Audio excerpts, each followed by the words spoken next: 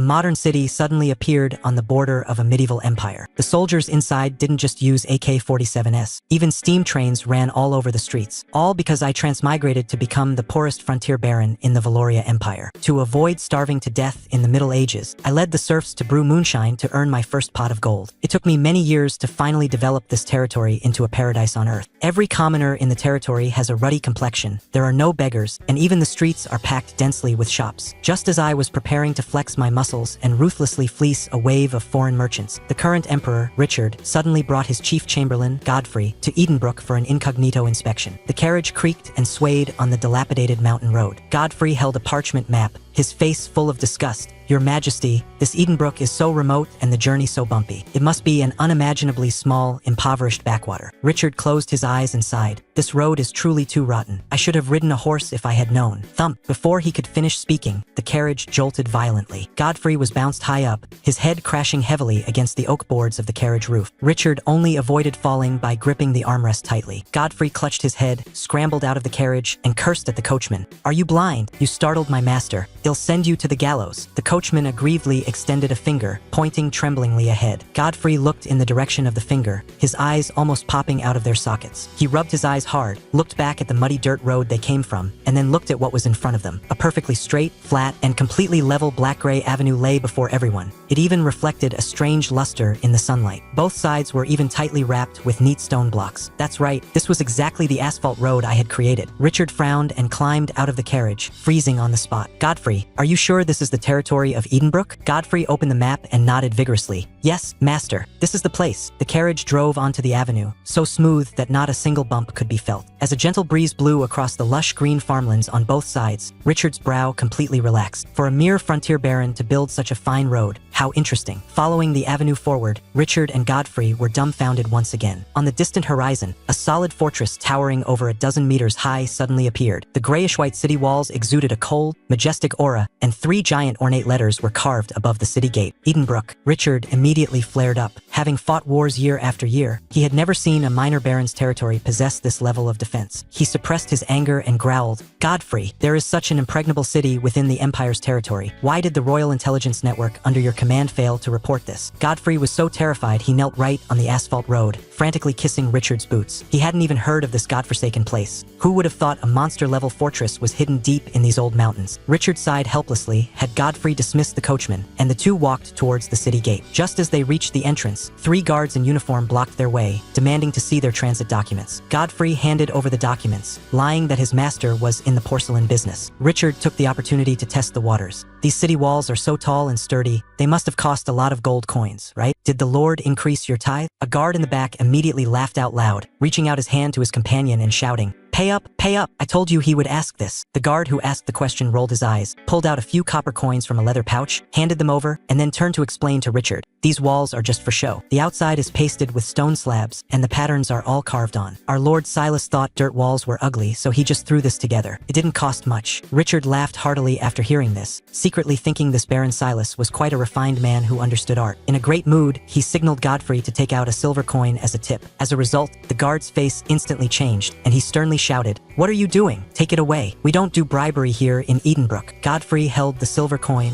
unsure whether to take it back or hand it over, muttering in his heart, "Are there really guards in this world who aren't greedy for money? This is ridiculous." The two walked into the city and fell silent again. A clean stone-paved road stretched out endlessly, lined with shops on both sides, with the sounds of street hawkers ringing non-stop in their ears. Most importantly, every commoner on the street had a rosy complexion and looked full of energy. There were simply so many fat people. This standard of living was who knows how many tiers higher than the outer city of the royal capital. As it got late, the two walked to a spacious inn called Traveler's Rest. A small official imperial seal was even carved in the corner of the signboard. Richard stepped inside, and the plump boss warmly greeted them. "Are you two masters staying the night? First class suite is 5 gold coins, second class is 3 gold coins, third class is 1 gold coin. 5 gold coins a night." Godfrey blew his top. "Are you running a robber's den, specifically butchering torturing out-of-towners. The boss waved his hands repeatedly. This is an official indirectly operated by the Lord. Lord Silas named it himself. During the peak season when merchants come to stock up, you might not even be able to snatch a third-class room. Hearing that the Lord ran the inn, Richard directly slapped down 5 gleaming gold coins and booked a first-class room. A waiter led the two up to the second floor, poured 2 cups of tea, and said attentively, "Try this, you too. Our Edenbrook water is famous for being clear and sweet. If you need anything, we'll rope at the door. I'm on call." Richard picked up the teacup. The pale yellow tea was crystal clear. Godfrey took a sip first, and his eyes instantly lit up. It has a strange herbal fragrance, far superior to the tea drunk by those nobles in the royal capital. Richard followed suit and took a big gulp. It was indeed sweet and crisp. Just then, Godfrey strolled into the inner washroom and suddenly let out a pig-slaughtering scream. "Master, there's a well in this room." Richard rushed over. He saw Godfrey with his rear sticking up, leaning over a white ceramic vessel, clicking his tongue in wonder. "Look, master, such a large white porcelain vessel is too luxurious to be used as a water well mouth. It's just that the mouth of the well is a bit small." As Godfrey spoke, he scooped up a handful of clear water from inside and drank it straight down. Good water, truly clear, sweet, and crisp. Richard looked at this bizarre ceramic device, always feeling something wasn't quite right, and quickly had Godfrey pull the rope to call the waiter. As soon as the waiter came up, Godfrey pointed to the well and asked, "Why is there a well in this room?" The waiter smiled, accustomed to the sight. "Masters, this is not a well, it's a flush toilet, used for relieving oneself. There's a rope connected to a hidden water tank above it. Once you're done, you pull the rope, and the filth is washed away." Godfrey's smile instantly froze on his face, standing there dumbstruck as if struck by lightning. Richard's eyes were like knives, staring dead at Godfrey. Godfrey's face turned purple, and he forced himself to ask, "Where does it flush to?" The waiter looked proud. "We built underground pipes for the whole city. The terrain is high, so it flushes fast. Finally, we use special water carts to transfer it to the neighboring territory." Our baron said, "Cesspools must be kept far away from Edenbrook, otherwise, dirty water will seep into the ground, and the well water will taste bitter. Our Edenbrook's water is just that good. Even the nobles from the neighboring territory come here specifically to buy our water to drink." Godfrey's stomach churned violently. Unable to suppress it any longer, he threw himself over the toilet and vomited wildly. The waiter clapped excitedly. "Yes, yes, yes, that's exactly how many merchants throw up when they've drunk too much hard liquor." After throwing up, Godfrey glared viciously at the waiter. The waiter calmly pulled the rope, and water rushed down with a splash, flushing the toilet completely clean. Richard watched in amazement and asked again, "Then how is the cleanup handled after relieving oneself?" The waiter pulled out a brass faucet with a handle from behind the toilet. "This is a water gun, filled with salt water. The baron said salt water cleans the backside the best." Then he opened a wooden hidden compartment, revealing a stack of soft white paper. "Our inn provides this kind of paper for wiping. Absolutely do not use the traditional rough wood chips. Our lord thinks those things are unsanitary. Previously, someone secretly used wood chips, got caught by our guard, Captain Brutus, and had his buttocks directly sewn up. Brutus has boundless strength. If you run into him, make sure to stay far away." After hearing this, Richard and Godfrey simultaneously clenched their buttocks. That night, the two stared at the water tank on the ceiling and the white paper, sleepless all night. The next morning, after a delicious breakfast, Richard took Godfrey for a stroll on the streets. Godfrey was still frantically muttering, harshly criticizing my extravagant ways and wasting the people's wealth. Richard gave a cold snort, saying that if all the lords across the empire could be this extravagant and the commoners prosperous, he, the emperor, would wake up laughing in his sleep. Walking to a street corner, the two saw an uncle selling tea, singing a strange folk tune at the top of his lungs. "Oh, Edenbrook sweet tea is sweeter than honey. I fell in love with you after just one sip." Godfrey frowned at the sound, feeling the tune dirted his ears, and spat a glob of phlegm directly onto the stone-paved ground. Just as he spat, an old lady wearing a red armband that said sanitation supervisor darted out from nowhere, extended her hand with 5 fingers spread wide, and shouted shrilly, "Spitting anywhere, fine of 5 copper coins. The baron's rules, if you refuse, go see the judge at the Lord's court." Just as Godfrey was about to flare up, Richard paid the money outright. Richard casually asked the old lady, "Old madam, I see that Edenbrook doesn't have a single beggar?" The old lattice wrinkled face broke into a smile. "Our lord is kind-hearted and can't bear to see poor people, so he hauled them all off to the mines to dig trenches." Richard almost choked to death on his own breath. "You call this kind-hearted?" Right then, shouts came from the street. "There's a lawsuit. Hurry to the court to watch the fun." Richard and Godfrey followed the crowd, jogging all the way to the Lord's Hall. Looking up,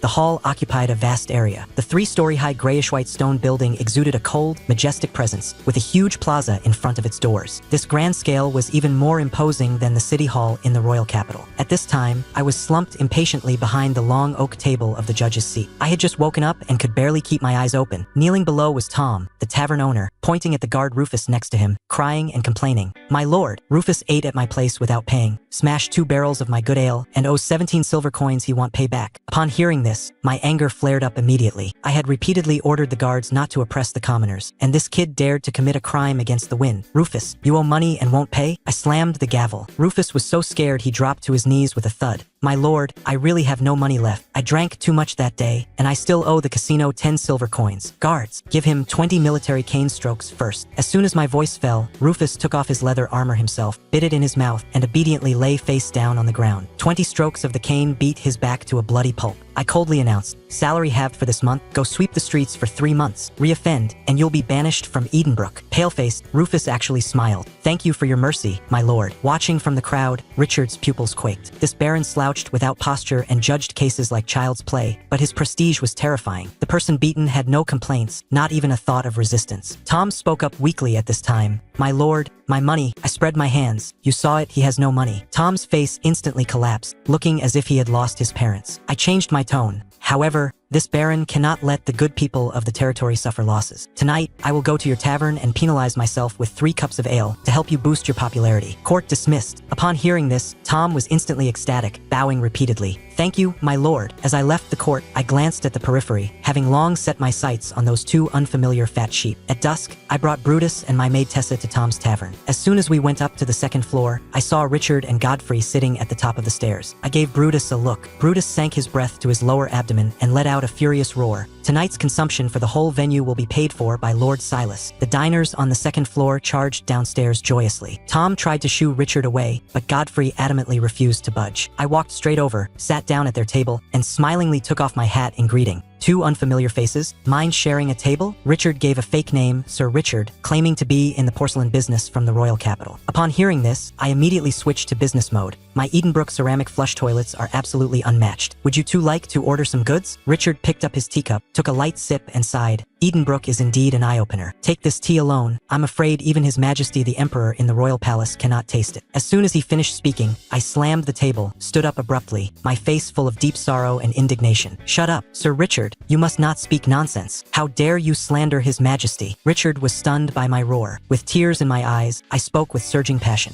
The peace of the Empire is entirely due to His Majesty's personal military campaigns to repel the barbarians back in the day. Without His Majesty, there would be no Edenbrook. But today, if even His Majesty, far away in the royal capital, cannot drink this tea, how do I have the face to drink it anymore? After speaking, I ruthlessly splashed the tea in my cup onto the carpet, tilted my head back, and shouted, May God bless our emperor. Richard's hand holding the teacup froze in midair, completely stiffened. Godfrey's eyeballs almost fell out next to him. Even he, the chief steward of the royal court, felt inferior to this long-distance bootlicking skill. I turned to stare at Godfrey. This gentleman, love and respect for His Majesty the Emperor must be kept in the heart. How many nobles in the royal capital circles are hypocritical, no different from beasts? Godfrey guiltily glanced at Richard, and stifling his grievance, he shouted along, The Baron is right. May God bless our Emperor. Richard's face was ruddy, and his look towards me became much more favorable. The atmosphere was set, and I revealed my true intentions. If this tea were brought to the royal capital, the princes and nobles would definitely snatch it all up. Are you 2 interested? Richard smoothly asked the price. I held up one finger.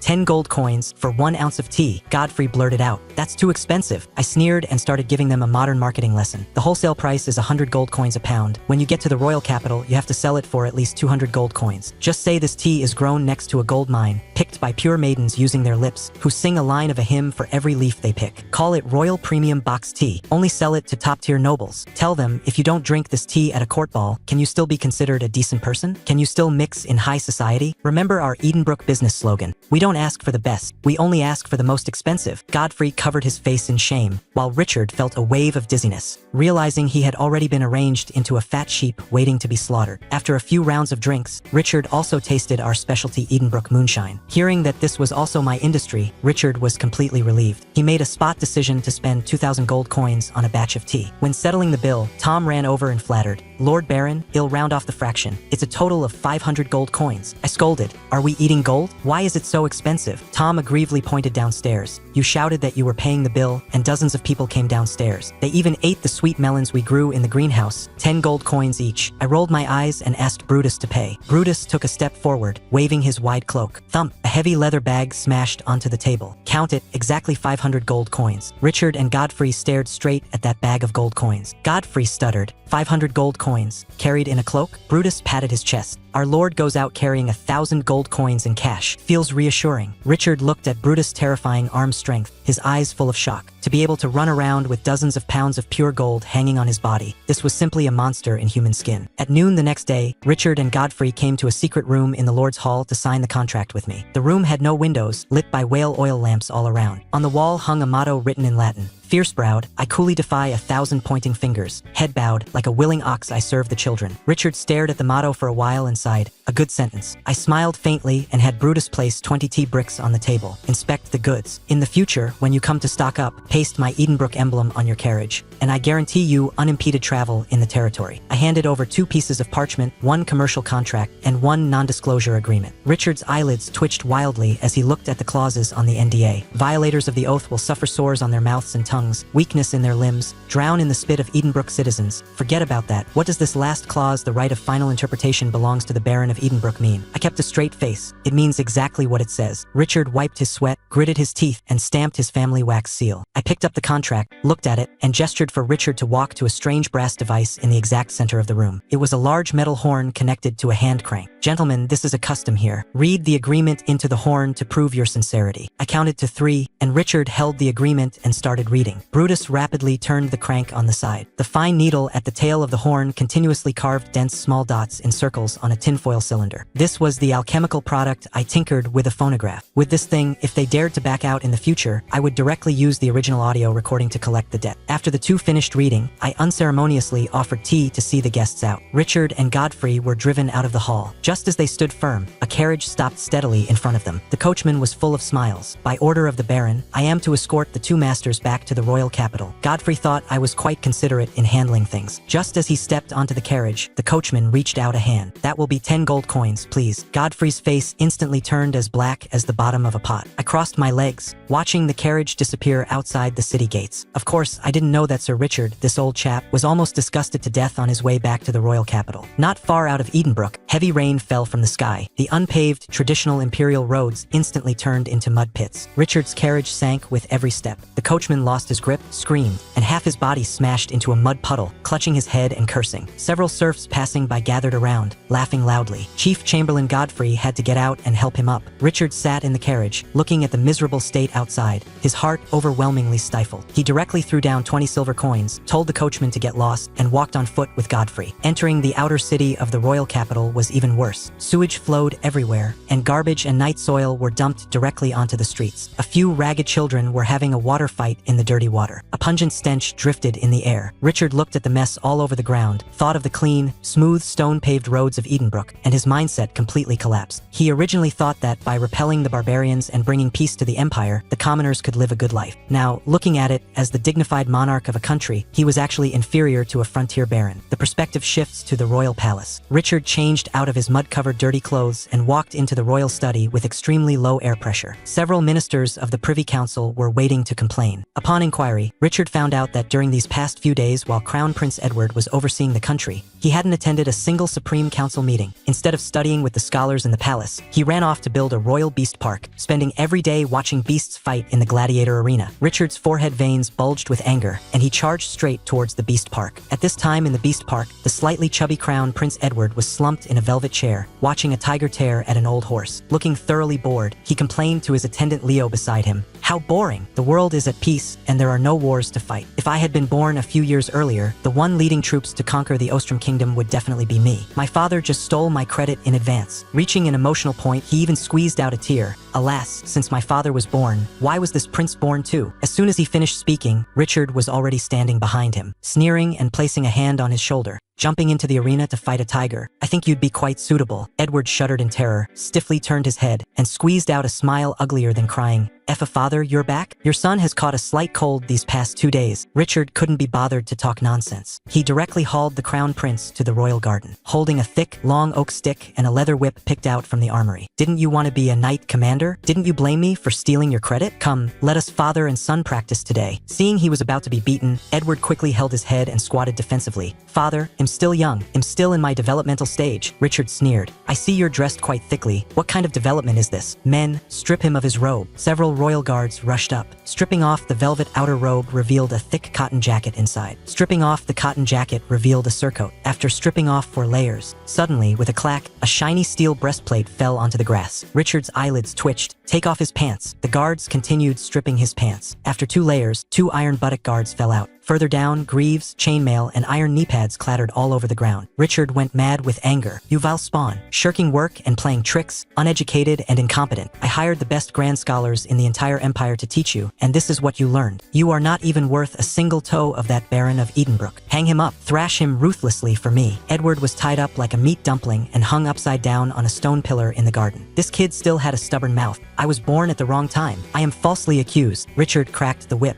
Edward let out a pig-slaughtering scream. In reality, he still had a layer of sheet iron hidden in his leather crotch. It didn't hurt at all, entirely relying on his superb acting skills. After a dozen whips, Richard got tired. Seeing the crown prince screaming so miserably, his heart softened. Just as he was about to leave, the wind blew, and Edward spun around in midair, exposing the leather pants on his buttocks that had been split by the whip. Inside, the reflection of metal shone brightly. Richard's eyes turned totally red. Edward, good, very good. Strip him naked, stark naked. I will absolutely flog you to death today. At this time, Godfrey stumbled and crawled in. Your Majesty, Baron Silas' background has been investigated clearly. Richard then dropped the whip, coldly dropping a sentence. Keep him hanging on the pillar for me. He is not to be let down without my order. The perspective shifts back to Godfrey's report. Actually, it was investigating my background. Godfrey slapped my parchment file onto the table. Graduated first in his class from the Royal Academy at the age of 15. Granted a knighthood as an exception by the late king. Parents deceased. Had a fiery temper and contradicted the finance minister of the Privy Council. Directly banished to the godforsaken frontier of Edenbrook. The territorial reports submitted to the royal capital year after year read. Population of 2,000, successive years of famine, applying for exemption from the tithe. Godfrey gnashed his teeth in anger. This kid is audacious, building up a private army. Edenbrook's population has absolutely broken 10,000, and he hasn't paid a single copper coin in taxes to the royal family for 7 years. As a result, Richard was not only not angry, but actually laughed out loud. A top-tier academic genius at 15 turned a poor backwater into heaven on earth in 7 years. A rare talent. This is called knowing how to adapt. Keeping him to be the crown prince's mentor in the future, hell absolutely be a good hand. Then, Richard's eyes darted around, remembering the routine I taught him at the wine table. Godfrey, go procure a high-end shop in the inner city. Pack the tea we bought back into exquisite royal exclusive porcelain jars and sell it. 1 ounce per jar. Sell it for 50 gold coins for me. Godfrey was petrified on the spot. 800 gold coins a pound. That's even darker than Silas, that profiteer. The boss he served was the real robber. The next day at the morning court, Godfrey held a silver tray, deliberately swaying slowly in front of the officials of the Privy Council. On the tray was a pot of freshly brewed hot tea, overflowing with fragrance. Prime Minister Lord Ward smelled the scent and came over. Chief Steward Godfrey, what is this magical herbal soup? Godfrey raised his voice. This is called Tears of Venus. It's the leaves of a fairy tree from the mysterious east. His Majesty drinks it every day recently. It can prolong life, nourish the kidneys, and solidify vitality. Known as the secret of the lion. There was a burst of laughter in the crowd, but the eyes of several old nobles all lit up, secretly swallowing their saliva. Arriving at the main hall, Richard held his teacup, drinking unhurriedly. Finance Minister Giles came out crying poor, saying a massive flood broke out in the Lorraine River Valley, urgently needing 30,000 gold coins for disaster relief, and the state treasury couldn't produce the money. Unprecedentedly, Richard didn't scold anyone. With a grand wave of his hand, he directly pulled 10,000 gold coins from his royal private stash to plug the hole. The ministers all hailed His Majesty as benevolent and sagacious. Little did they know, Richard was waiting to use the tea to harvest them like leeks. After the court session, the Privy Council exploded. Prime Minister Ward sent his clerk Oliver to quickly go by the secret of the lion. An hour later, Oliver ran back, crying with a long face, saying, "My lord, not enough money. This tea is 50 gold coins an ounce, and it's strictly rationed, only selling 4 pounds a day. The stewards of the dukes and marquises are going crazy fighting at the door. The black market has already hyped it up to 60 gold coins." Ward gritted his teeth, scraped together 70 gold coins, and had Oliver go grab a jar back the next day. Several ministers of the Privy Council gathered around that small porcelain jar, as if looking at some rare treasure. Brewing the tea, Ward took a sip carefully. Actually, it was just ordinary clear water brewing fresh tea. But under the psychological effect, he felt this tea tea was simply the nectar of heaven. Minister Cedric closed his eyes, shaking his head, forcefully filling in the blanks with his imagination. Wonderful. This tea has the coolness of mint and licorice, absolutely capable of relieving heat. It also has the miraculous medicinal effects of the precious mandrake. Even more magically, there is actually a trace of the vitality of morning dew. 50 gold coins an ounce. Totally worth it. A group of old men felt an outpouring of poetic inspiration in the council chamber, fighting and scrambling to go stock up again. At this time, I was taking Brutus to curse out the workers in Edenbrook's tea workshop. I pointed at the haystack in the corner and swore loudly, "Which blind bastard put the tea leaves together with the dry haystack? If the flavors mix, he'll hang you all on the city walls to air dry." This is an export luxury item meant to earn gold coins from those fat sheep in the royal capital. The quality control must be stable. Keep a close eye on the ratio of medicinal herbs. Pick out the impurities cleanly. The bare-chested workers shouted in unison. "Understood, Lord Baron." Those sucker nobles in the royal capital deserved to properly drink my leftover scraps mixed with cheap herbs. Looking back at the royal capital. 3 days later, Godfrey rushed excitedly into the royal study. "Your Majesty, sold out." Black market merchants hyped the price sky high, and we made a wild profit of 10,500 gold coins in 3 days. Richard's eyes turned totally red. He stood up abruptly and paced around the room. Over 10,000 gold coins. Over 10,000. These son-of-a-bitch vampire nobles. During disaster relief, they wouldn't pluck a single copper coin, but they fight to buy tea worth dozens or hundreds of gold coins. Go. Prepare the carriages and horses. I'm going to Edenbrook to stock up again. After the excitement, Richard remembered the crown prince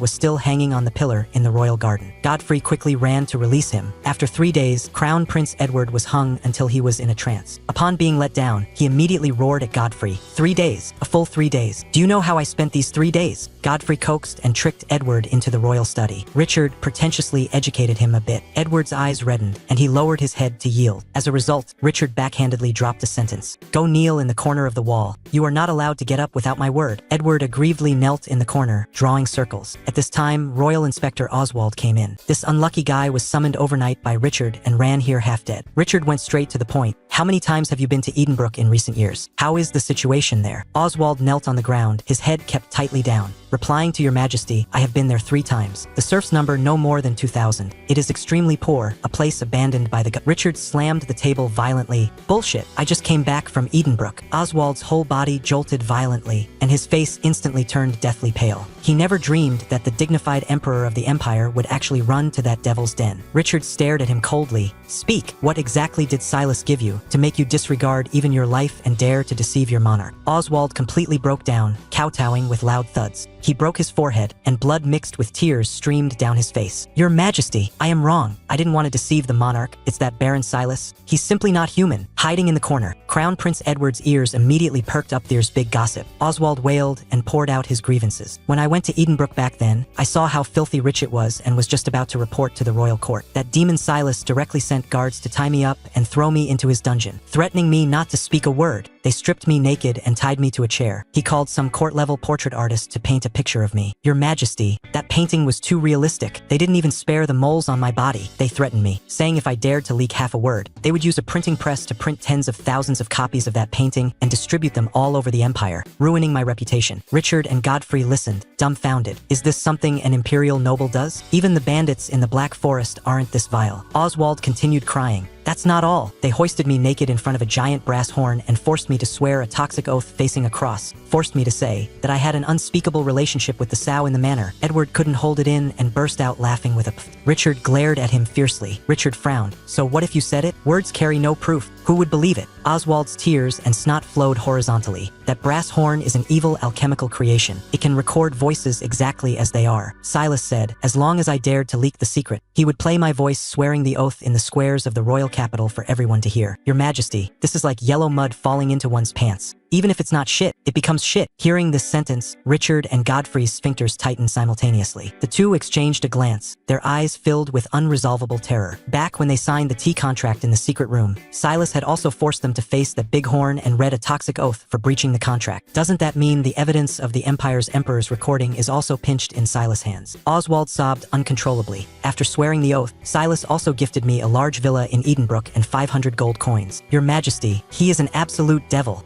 Richard trembled all over with anger and gritted his teeth to pronounce judgment. Oswald openly accepted bribes, stripped of official posts, stripped of knighthood titles. Get out of the royal capital. Oswald got his life back and rolled away with profound gratitude. Anyway, since his official post was gone, he could directly go retire in his paid-for villa in Edenbrook. A deathly silence fell in the royal study. Godfrey's eyes lost focus, his mouth continuously mumbling. Gods above, Silas is truly not a human thing. As the chief steward in charge of court intelligence, when it came to being insidious, he actually couldn't outdo a frontier baron. Richard was so angry he kept smashing cups. Edward nodded his head like pounding garlic, his mind filled with nothing but rushing to meet this devil baron. Richard roared through gritted teeth, "Prepare the carriage to Edenbrook, to use such a miraculous alchemical creation for such vile deeds. I wish I could summon him here right now and personally whip him dozens of military strokes." Just a few days after Richard dropped those harsh words, God taught him a solid lesson. I only found out later that Richard rushed back to the royal capital overnight, and before his throne was even warm, a massive flood, the likes of which hadn't been seen in a century, broke out in the Lorraine River Valley. It collapsed 5 large stone dams in succession, and hundreds of thousands of commoners were displaced. The empire's treasury was so empty it could starve a mouse, and Richard was as anxious as an ant on a hot pan. To raise money for disaster relief, he set his sights firmly on my high-priced tiers of Venus tea. In the dead of night, he dragged up Crown Prince Edward and Chief Steward Godfrey, spurred their horses, and charged back to my Edenbrook again. At noon the next day, I was still hugging my goose-down quilt sleeping soundly when guard Captain Brutus howled to wake me. "My lord, those 2 fat sheep buying porcelain from last time are here again, right at the Travelers' Rest Inn." Fat sheep at the door. I quickly put on my everyday noble attire, took a carriage, and went straight to the inn. As soon as I got out of the carriage, a foul stench hit my face. The fat boss of the inn was holding a broken fan, fanning wildly at the door. I went up and kicked him right in the rear. "You dog, did the cesspool explode? What's going on?" The boss hugged my thigh and wailed, "My lord, I'm innocent. Some drunk bastard drained the water in the water tower. The flush toilets have no water to flush." While I was cursing, Richard, leading his son and Godfrey, walked downstairs pinching their noses. I immediately put on a smiling face and went to meet them. "Sir Richard, the tea business in the royal capital is doing well, right?" Godfrey curled his lip, looking extremely displeased. I couldn't be bothered with him and took them directly to the Silver Moon Grand Tavern to eat. As soon as we sat down, Richard got straight to the point. "Baron Silas, the tea from last time sold for over 13,000 gold coins. This time, I want 200 pounds. His eye was secretly shocked. This old boy has a really dark heart. He turned around and sold cheap leaves that cost a few coppers for astronomical prices. He was absolutely a talent. I slapped my thigh. "No problem, as much as you want." The waiter served the heavy dishes. I pointed at a large basin of meat and showed off. "Taste it. My Edenbrook signature dish, rustic peasant pork stew." Richard's son Edward frowned tightly, saying with disgust, "Pork stinks and is gamey. Only untouchables and serfs eat it. You serve us this?" "Oh ho, this little brat is quite arrogant." I used a silver fork to spear a piece of oily pork belly, glanced sideways at Chief Steward Godfrey across from me, and slowly popularized some science. "This shows what you don't understand. These pigs are castrated barrows. Boars have a fierce temperament. Cut off their life roots when they're young, and they grow up docile, gain meat quickly, and most importantly, there's no gamey smell at all." Speaking of this, I deliberately raised my voice. Actually, it's the same for humans. Look at those castrated court eunuchs or choir boys in the Eastern empires. Aren't they all fair, chubby, and peaceful in temperament? However, pigs don't hold grudges after being cut, but whether a human will hold a grudge after being cut is hard to say. This castration is absolutely a profound field of study. As soon as I finished speaking, Godfrey's face instantly turned as black as the bottom of a pot, his teeth grinding audibly. Edward held back his laughter so hard his whole body trembled, until Richard kicked him viciously under the table. Richard quickly forked a piece of meat into his mouth, his eyes instantly lighting up. Fat but not greasy. Peerless delicacy. After eating and drinking our fill, Richard suddenly had Godfrey pull out a huge imperial military parchment map and spread it on the table. My heart skipped a beat.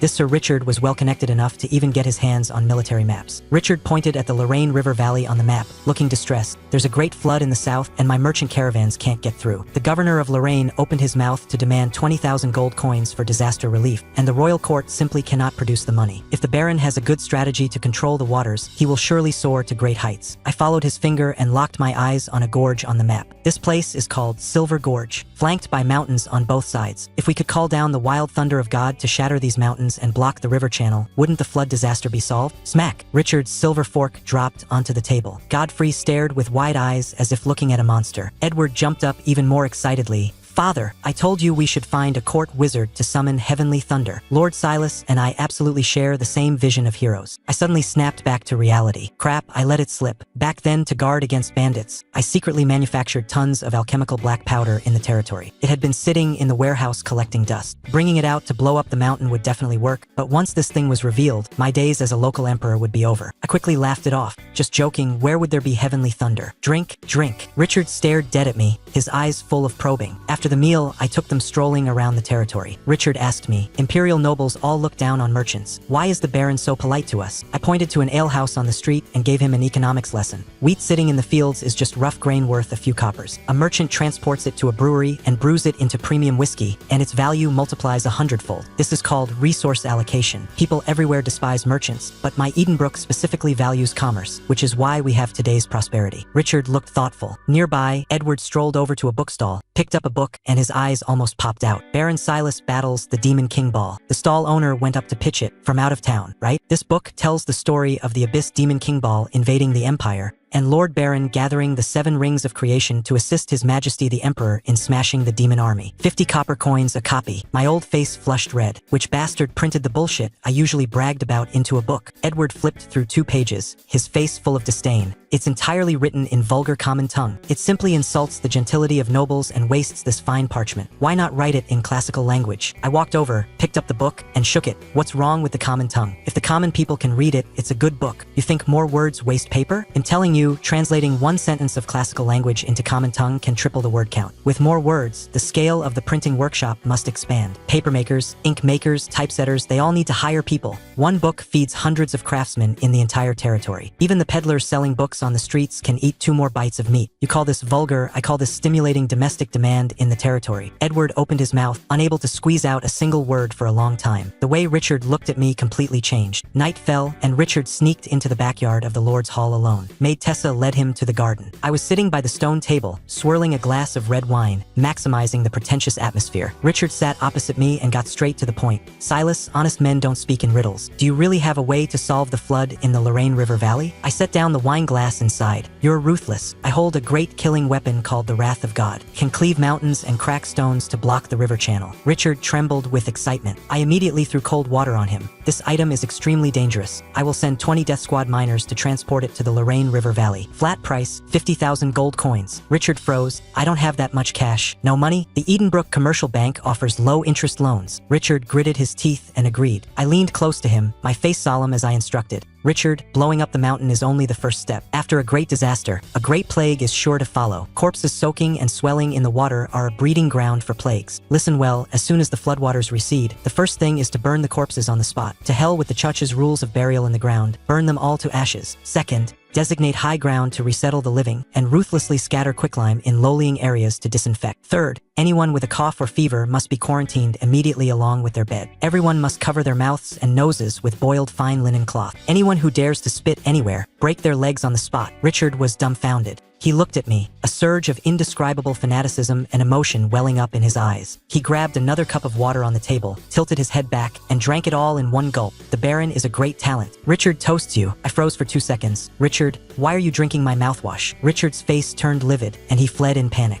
Richard signed the loan contract and took the 200 pounds of tea, rushing back to the royal capital overnight. Little did I know how much commotion this father-son duo would cause after going back. On the way back, Edward relentlessly clamored for me to be his master. Richard was worn down to the point of having no temper left and promised that as long as he memorized 10 classical scriptures, he would transfer me into the palace to reside in the Royal Academy. As soon as Richard returned to the palace, before he even changed his clothes, the old men of the Privy Council blocked his door. The finance minister knelt on the ground crying, "Poor, Your Majesty, the Lorraine flood is extremely urgent. I beg Your Majesty to allocate 20,000 gold coins for disaster relief." Richard sneered. Having witnessed the resource allocation I taught, he was now completely enlightened. The state treasury has no money. My private vault has no money either. An imperial disaster is exactly when you lords should be loyal and serve the country. Tomorrow at the morning court, all officials will make donations. No one even think about running away. The ministers were all dumbfounded. Meanwhile, taking advantage of no one watching him, Crown Prince Edward secretly changed into rough cloth clothes and and ran to the lower city slums of the royal capital. This trip directly shattered his worldview. Compared to Edenbrook's blue bricks and large tiles, clean and tidy, the capital's outer city was simply a giant stinking ditch. Mud was everywhere, black and yellow intertwined, and a foul stench pierced the sky. Edward, wearing expensive leather boots, stepped into a mud puddle and nearly slipped. While he was carefully dodging puddles, the wooden door of a dilapidated house nearby was suddenly pushed open. A fierce woman holding a wooden basin splashed a basin of slop mixed with rotten fish intestines and bloody water directly onto his feet. The fishy stench rushed straight to his brain, and Edward bent over and began to dry heave. Godfrey, who was hiding in the shadows, grew anxious and jumped out to curse loudly. The woman was so frightened she knelt in the mud, frantically kissing the dirt. "Mercy, my lord! Mercy, my lord!" Edward covered his nose and, as if guided by ghosts and gods, asked a question.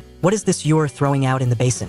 "It's leftover fish bones." Edward pushed the woman aside and went straight into that dark, damp, dilapidated wooden house. The room was filled with a musty smell. Lying on the bedboards was a man with a broken leg, his face sallow and emaciated, looking like a withered ghost. On the stove, a chipped iron pot was heating up. Edward pointed at the cloudy yellow mush in the pot and asked, "This is what you eat?" The woman picked up a cracked wooden bowl. Inside was a lump of mud mixed with chaff, yellow millet, and unknown wild weeds. It faintly emitted a strong, sour, spoiled smell. "This is our whole family's daily ration." Edward stared dead at that thing, which was inferior even to pig slop. "Is this edible?" Godfrey was so terrified he lunged to snatch the bowl. "Your Highness, you must not touch this. Eating this will ruin your stomach and cost you your life." Edward kicked Godfrey away and snatched the broken bowl. He took a deep breath, gouged out a small piece of the spoiled mush with his finger, closed his eyes, and stuffed it into his mouth. Extreme sourness, bitterness, and staleness instantly exploded on his taste buds. That rough sensation scraping his throat shot straight to his stomach. Blur. Edward threw up even his bitter bile, tears and snot covering his face. The wooden bowl in his hand smashed to pieces. Seeing this, the man with the broken leg was so scared he scrambled off the bed, lay on the floor, grabbed the lump of vomited mush, and stuffed it straight into his mouth, crying as he ate, "Young master, it's edible. It's really edible. Don't waste it." Edward froze in place.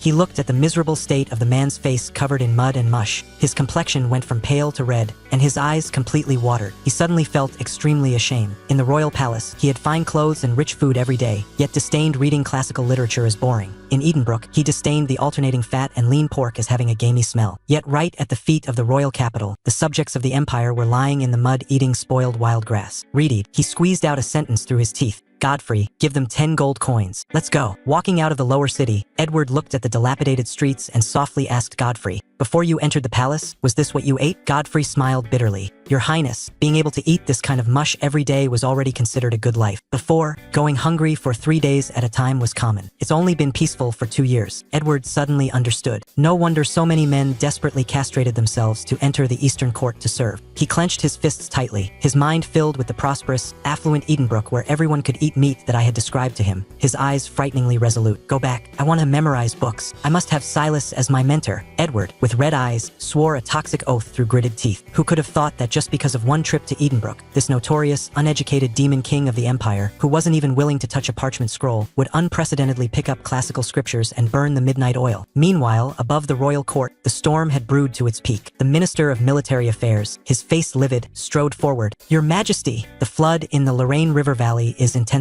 Rebellious forces have bred among the people, calling themselves the Abyssal Sea God cult. These people are remnants of the enemy nation, led by their high priestess, rallying thousands of disaster victims to rebel. The garrison in Lorraine is short of manpower. I request the royal court to immediately dispatch an army of 10,000 and allocate silver for disaster relief." The ministers immediately exploded. They wanted money. They wanted men. Richard sat steadily on the throne, his face sinking like water. The state treasury had long been empty enough to run horses in. Where would gold coins come from? He swept a cold glance and simply asked all officials to donate. And the result? Prime Minister Ward took the lead and donated 500 gold coins, and those big-eared, fat-head nobles below, acting as if their flesh was being cut, dug out a few dozen or a dozen coins each. The civil and military officials of the whole court, dozens of grand nobles, actually scraped together less than 4,000 gold coins. Richard's eyelids twitched with anger. "I can rake in over 10,000 by selling tea for 2 days, and you bunch of guys whose mouths are full of knightly spirit and lordly responsibility are here begging like paupers. Dispatch 15,000 troops and take 2,000 gold coins to the Lorraine River Valley." Richard suppressed his anger and dropped a harsh remark. "For the rest, we'll take it one step at a time." The officials stamped their feet in anxiety. What kind of disaster relief is 2,000 gold coins? But Richard ignored them entirely. He was actually panicking inside, holding on purely by a breath of stubbornness. He had staked everything on the batch of miners I dispatched. At this time, in the Lorraine River Valley, Silver Gorge, the rain poured down, and the wild wind howled.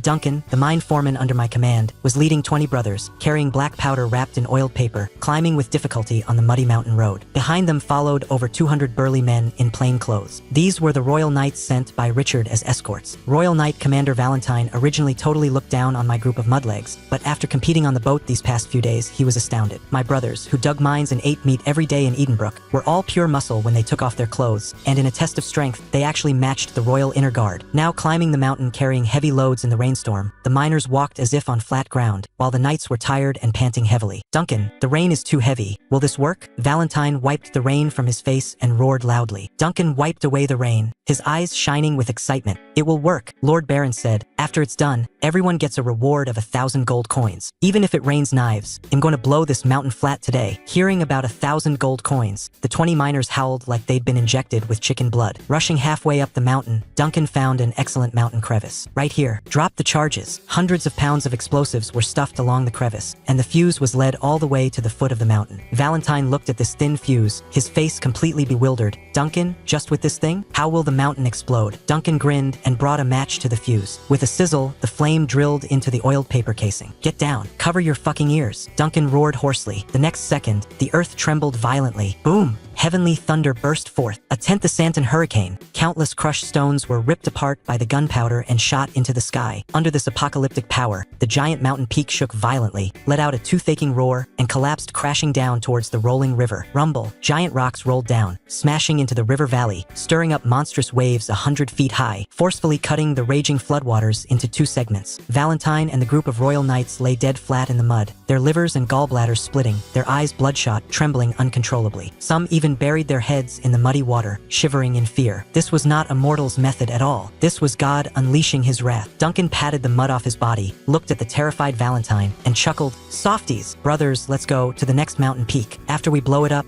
we return to Edenbrook to claim our rewards and take a bath." Under the knights' gazes of awe as if looking at gods, Duncan repeated the process, completely collapsing the southern mountain peak as well. The floodwaters were thoroughly blocked and diverted to flow eastward. 10 days later, at the royal capital's court, Richard was almost unable to hold on. Urgent reports came from the Lorraine River Valley every day, and the southern noble faction argued in the council chamber daily. Today, Charles, a member of the lower house, completely flipped out. His hometown was in the south, and his family sent letters pressing him every day. He directly knelt on one knee, pointed at Richard's throne, and shouted, "Your Majesty, the commoners in the Lorraine River Valley are in deep waters and scorching fire, yet the royal court does nothing. What exactly is your Majesty thinking? How will future history books evaluate your actions?" A group of pure stream censoring officials knelt down with a clatter. "We beseech your Majesty to reconsider." Richard's hair stood on end with rage, and he stood up abruptly. "Charles, you dare lecture me? Good. You love the people so much. They'll confiscate your property right now and send you to the front lines for disaster relief." Charles' face turned white, cold sweat poured down, and he kept his head down tightly, not daring to make a sound. Prime Minister Ward quickly stepped out to smooth things over. "Your Majesty, calm your anger. What exactly are you waiting for?" Richard took a deep breath, just about to open his mouth to say he might have trusted the wrong person. Right at this moment, a court attendant stumbled and rushed into the main hall, his voice breaking from shouting, "Urgent report, urgent dispatch from the Lorraine frontline." The entire hall instantly went dead silent. Richard grabbed the wax-sealed message tube, unrolled the parchment, and upon seeing it, his eyes instantly widened, his pupils shrinking violently. A full dozen seconds passed. "Ha ha ha ha ha." Richard suddenly looked up to the sky and laughed loudly. He smashed the letter in front of Charles, roaring with high spirits. Read it loudly for me." Trembling, Charles picked up the letter. Just looking at it, cold sweat smashed down like a waterfall. The north and south peaks of Silver Gorge, mountain bodies collapsed. River channel is blocked. The floodwaters head east and return no more. The crisis of the Lorraine River Valley is resolved. As soon as his voice fell, the civil and military officials were struck like lightning. The mountains collapsed. Did God manifest himself? Before they could recover, another attendant rushed in. "Urgent report. Great victory in quelling the rebellion in Lorraine. After the flood was cut off, the great army charged into the river valley. The abyssal sea god cult fled at the mere sight of us, collapsing without a fight. The heretic high priestess is missing. A double blessing. The royal court completely boiled over." Richard looked down from above at the horrified faces below, feeling a thrill to the extreme. The scolding he endured for half a month was worth it. "How did your Majesty know the flood would be resolved?" Ward asked, trembling. The corners of Richard's mouth curled into a mysterious smile, finally dropping the bombshell. "My lords, have you ever heard of Edenbrook? The one who resolved the flood is precisely an extraordinary man named Silas." The ministers looked at each other in dismay. "Silas? Who is that?" Richard directly ordered. "Baron Silas offered a divine artifact to resolve the Empire's crisis. His merit is paramount. He is hereby conferred the title of Viscount of Edenbrook, and his territory is expanded. He will enter the Royal Academy, serve as Chief Grand Tutor, exclusively responsible for teaching the Crown Prince." As soon as these words came out, the officials were appalled. Conferring a viscounty was one thing, but to be the Crown Prince's mentor? He's only in his early 20s. Duke Arthur, Minister of the Privy Council, stamped his feet anxiously. "Unacceptable. This person is young. How can he teach the Crown Prince? Why can't he?" Crown Prince Edward, who had been hiding on the side, suddenly bounded out, stiffening his neck and shouting, "I stayed in Edenbrook for one day and benefited immensely. I have now memorized even the driest Latin sacred texts. If you don't believe me, ask my old scholar." The old scholar responsible for teaching the Crown Prince flushed red and helplessly stepped out, replying to Your Majesty, "His Highness has indeed been frantically memorizing books recently." Complete silence. That demon king who mixed with trouble actually started memorizing books? Duke Arthur obediently shut his mouth. To be able to make the Crown Prince turn over a new leaf, conferring the title of Chief Grand Tutor was nothing. At this time, inside the Lord's Castle of Edenbrook, I was lying comfortably in a velvet high-back chair, flipping through the third edition of Baron Silas Battles, the Demon King Ball that I just bought from the bookstall. This book was written exactly to my taste, portraying this young master as heroic and martial, subduing various elves and princesses along the way. I was just pondering whether to lock the author in the dungeon and force him to update 10,000 words a day, when Brutus rushed in, burning with urgency. "My lord, the miners who went to blow up the mountain are back." I scrambled up. "Is everyone okay? Did it go smoothly?" "All in one piece, but they picked up a half-dead mud monkey on the road and threw it in the clinic." I cursed in annoyance and took maid Tessa straight to the town's clinic. Arriving at the clinic, after having someone fetch water to wash it clean,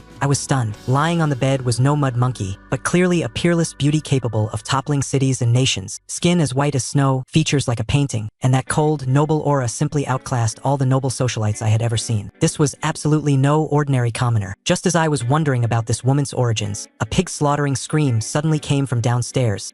My lord, the edict has arrived. The king's edict from the royal capital." My brain buzzed. A king's edict? It reached Edenbrook? That old boy Richard sold me out. I rushed downstairs. Outside the clinic, I saw a dense crowd of Edenbrook commoners surrounding the place. A royal herald dressed in gorgeous silk clothes stood trembling in the middle, his calves cramping, because surrounding him, over 100 farmers and citizens were holding pitchforks, sickles, and logging axes, staring at him with murderous intent. "Baron Silas, receive the decree." The herald forced himself to unroll the parchment and finish reading. "Promoted to Viscount of Edenbrook. Immediately enter the royal capital to report on duties." As soon as his voice fell, the crowd completely exploded. "They want to take the Lord Baron away. We can't let the Lord go. We cannot leave the Lord. Kill this sissy from the royal capital. As long as we bury him in the Black Forest, well, pretend this edict never existed." Dozens of gleaming pitchforks pressed directly against the herald's neck. The herald collapsed into the mud with a thud, so terrified he wet his expensive riding breeches, crying and pleading to me for help. "Lord Silas, save me." I cursed angrily. "All of you shut up. I'm going to the royal capital to be a high official, not going to the guillotine. Put your weapons down." Only then did the unruly mob aggrievely put away their tools, wiping their tears one by one, howling as if their own father had died. I quickly helped the herald up, simultaneously giving Brutus frantic hints to stuff money to silence him. Brutus, this blockhead, pulled out a large bag weighing a full 20 pounds of silver coins from his cloak and forcefully stuffed it into the herald's cloak hood with a clang. The terrifying weight directly dragged the herald down to fall flat on his face. My face turned black. I kicked Brutus away, bent down, and personally reached into the herald's clothes to dig. "Lord Herald has been frightened. Please accept this little token. Have a cup of ale on the road." While speaking with righteous awe, I conveniently dug back that heavy bag of silver coins, and at the end, I even stealthily swiped the 2 silver coins and 5 coppers originally in his waist pouch. Hearing the crisp sound of the coppers being dug out of his pouch, the herald opened his mouth wide, tears streaming down uncontrollably. "Lord Silas, you and I have no enmity. What exactly are you doing? Go, be careful on the road, don't run into bandits." I stuffed those 2 silver coins into my breast pocket and waved my hand casually. The herald felt as if granted a general amnesty, scrambled onto his horse, and fled Edenbrook like a madman. After sending off the herald, just as I was preparing to return to the Lord's Hall to arrange matters for entering the capital, a coquettish voice suddenly came from behind me. "Lord Baron, please wait." Bianca, the peerless beauty who was picked up, was leaning against the doorframe at some point, looking pitiful. "This humble girl is Bianca. My family died in the flood, and I have nowhere to go. I am willing to follow the Lord and serve as a slave and made to repay the life-saving grace. I raised an eyebrow. What kind of manipulative green tea hasn't I seen in my past life? This woman is full of suspicious points. She wants to be my maid right after waking up? Does she covet my body or my wealth? Oh, noted. I kept a cold face. Since you are cured, go home yourself. Tessa, give her 2 silver coins for travel expenses. Let's go. After saying that, I strode away without looking back. Bianca froze in place, her eyes full of disbelief. A peerless beauty of her caliber taking the initiative to offer herself, and she was ruthlessly rejected? Cough, cough. She violently coughed up a mouthful of blood and gritted her silver teeth. Looking at my retreating back, she hardened her heart, dragging her sick body to desperately chase after me. Lord Silas. I looked back. This chick still dared to chase? Run. Shake her off. I took Brutus and Tessa and bolted. Bianca chased until she was out of breath, directly spat out a mouthful of fresh blood, and limply fainted on the street. Half an hour later, in the inner courtyard of the Lord's Hall, Bianca lay on a stretcher, clutching my pant leg in a death grip, closing her eyes and crying mournfully. Father, mother, Bianca misses you so much. Tessa's eyes grew red watching this. My lord, she's too pitiful. Why not let her stay? I sneered. Faking it? Keep faking. I crouched down and tried hard to pry her hands open. Good heavens, this little lattice strength was not small. I couldn't pry them open to save my life. Brutus leaned in. My lord, let me. I'll crush her bones. Roll aside. I pushed Brutus away. To deal with this kind of scheming woman, one must use magic to defeat magic. I tightly covered Bianca's mouth with my left hand, extended 2 fingers of my right hand, and with unparalleled precision, jammed them into her 2 nostrils. 1 second, 2 seconds, cough, cough, cough. Bianca violently opened her eyes wide, her face flushed red. She struggled intensely, let go of her hand, and gasped heavily for air. Her eye sockets were full of humiliating tears, being driven away, ignored, and now having her nostrils penetrated. Had she, a dignified, peerless beauty, ever suffered such bizarre and extraordinary humiliation? Awake, I clapped my hands, looking at her with a smile. If you can walk, hurry up and get out. Bianca bit the tip of her tongue, forcefully suppressing the urge to hack me into 1,000 pieces, abruptly knelt on the ground and kowtowed loudly. I beg the Lord to take me in. This commoner is willing to work like a horse and ox. Seeing her forehead bleed from kowtowing, I rubbed my chin. Since she wants to stay so badly, I'll keep her and play slowly. All right, I sighed. From now on, you are Tessa's junior maid. Remember, the maid of a maid. A salary of 3 silver coins a month. Just as Bianca was about to breathe a sigh of relief, I changed my tone. However, the medical fees for your treatment must be deducted from your salary. Sign a 1-year contract. You are not allowed to leave within a year. The maid of a maid, and deducting medical fees. Bianca only felt a wave of sweet metallic taste in her throat. Her vision went black, and she completely fainted from anger. TSK, crying tears of joy. I spread my hands innocently. Having settled this troublemaker, I immediately convened the sheriff and the tax officer to arrange the mess after my departure. After I leave, the territory's laws follow one principle. Anything not prohibited by law is permitted, but anyone who dares to bully men and women or disrupt commerce, break their legs and drive them out of Edenbrook. As soon as my voice fell, Sheriff Cole stepped out trembling, cold sweat pouring down. My lord, a few days ago, a dozen royal knights from the royal capital came to our territory to snoop around. They were caught by us as enemy spies. My vision went black, and I almost fell off the Lord's throne. Royal knights from the capital? You arrested the king's close guards. Did you use illegal torture? No illegal torture. Cole wiped his sweat. It's just, we found the most terrible bard in the tavern and had him sing brainwashing divine tunes to them for 5 consecutive days. They suffered mental breakdowns and confessed everything. My brain buzzed. You locked up the Emperor's secret agents and fucking brainwashed them with demonic music for 5 days. Release them immediately. Provide them with the best food and drink. Stuff 20 gold coins into each person's hands and send them off. I slammed the table, jumping with anxiety. Tessa, take the Imperial bearer drafts worth 120,000 gold coins. Bring Brutus. We are setting off for the royal capital right now. I couldn't stay in Edenbrook for a single second longer. If I stayed, who knows what kind of disaster these unruly subjects would stir up that would send me to the guillotine. I took the massive sum of money, got into the carriage, and sped away, leaving a cloud of dust. Ahead of me awaited the treacherous circle of power in the royal capital, as well as that strange crown prince who was clamoring to be fed and waiting for me to teach him how to be a man. In the carriage, I felt the thick stack of bank drafts in my breast pocket. Just as I was about to fantasize about the extravagant life in the royal capital, the carriage suddenly braked hard, and Brutus' deafening voice roared outside. My lord, up ahead is a group of men in black holding weapons, blocking our path. Brutus' broken gong voice gave me a jolt. I threw open the carriage curtain. Outside, it was pitch black. You couldn't see your hand in front of your face, and the cold wind blew straight down my neck. I looked looked closely what men in black assassins? It was entirely a group of mudlegs wearing rough cloth clothes. The crowd was dense, holding torches and oil lamps. Under the firelight, they were all familiar faces. Tavern owner Tom, guard Rufus, and citizens of Edenbrook who had woken up early and rushed from all over the city. What they held in their hands weren't crusader swords, but pitchforks, iron hammers, and short wooden clubs. Tom shivered from the cold, came up, and pulled out a leather water skin from his chest. Inside was warm mead, with tears in his eyes. "My lord, it's cold. Have a sip on the road to warm your body." With him taking the lead, the commoners all went crazy, throwing freshly laid eggs, fresh cheese, and smoked meat onto the carriage as if their lives depended on it. My nose suddenly stung, and my tears almost burst out. These unruly subjects, usually so stingy, were actually being generous at a time like this. I quickly used my velvet sleeve to wipe my face, raised my voice, and scolded, "All of you roll back," forcing me out of the carriage on a cold day. The wind is blowing my eyes so hard they hurt. Not only did the commoners not leave, they cried even harder. They knew in their hearts that with me going to the royal capital to be the crown prince's mentor, I would probably find it very hard to return to this remote barony in this lifetime. I didn't dare look anymore, afraid I would cry out loud on the spot and lose my noble face. I turned and ducked back into the carriage, covering my face with a parchment book. Let's go to the royal capital. Entering the inner city of the royal capital, my first order of business was to buy a house. The merchant guild found me a ready-made large mansion with a garden and a fountain. The owner's name was Garrick. This old boy saw that I was a newly promoted viscount from the countryside, and he opened his lion's mouth, asking for 2,000 gold coins right off the bat. I slouched arrogantly in the velvet high-backed chair, chewing raisins and sneering.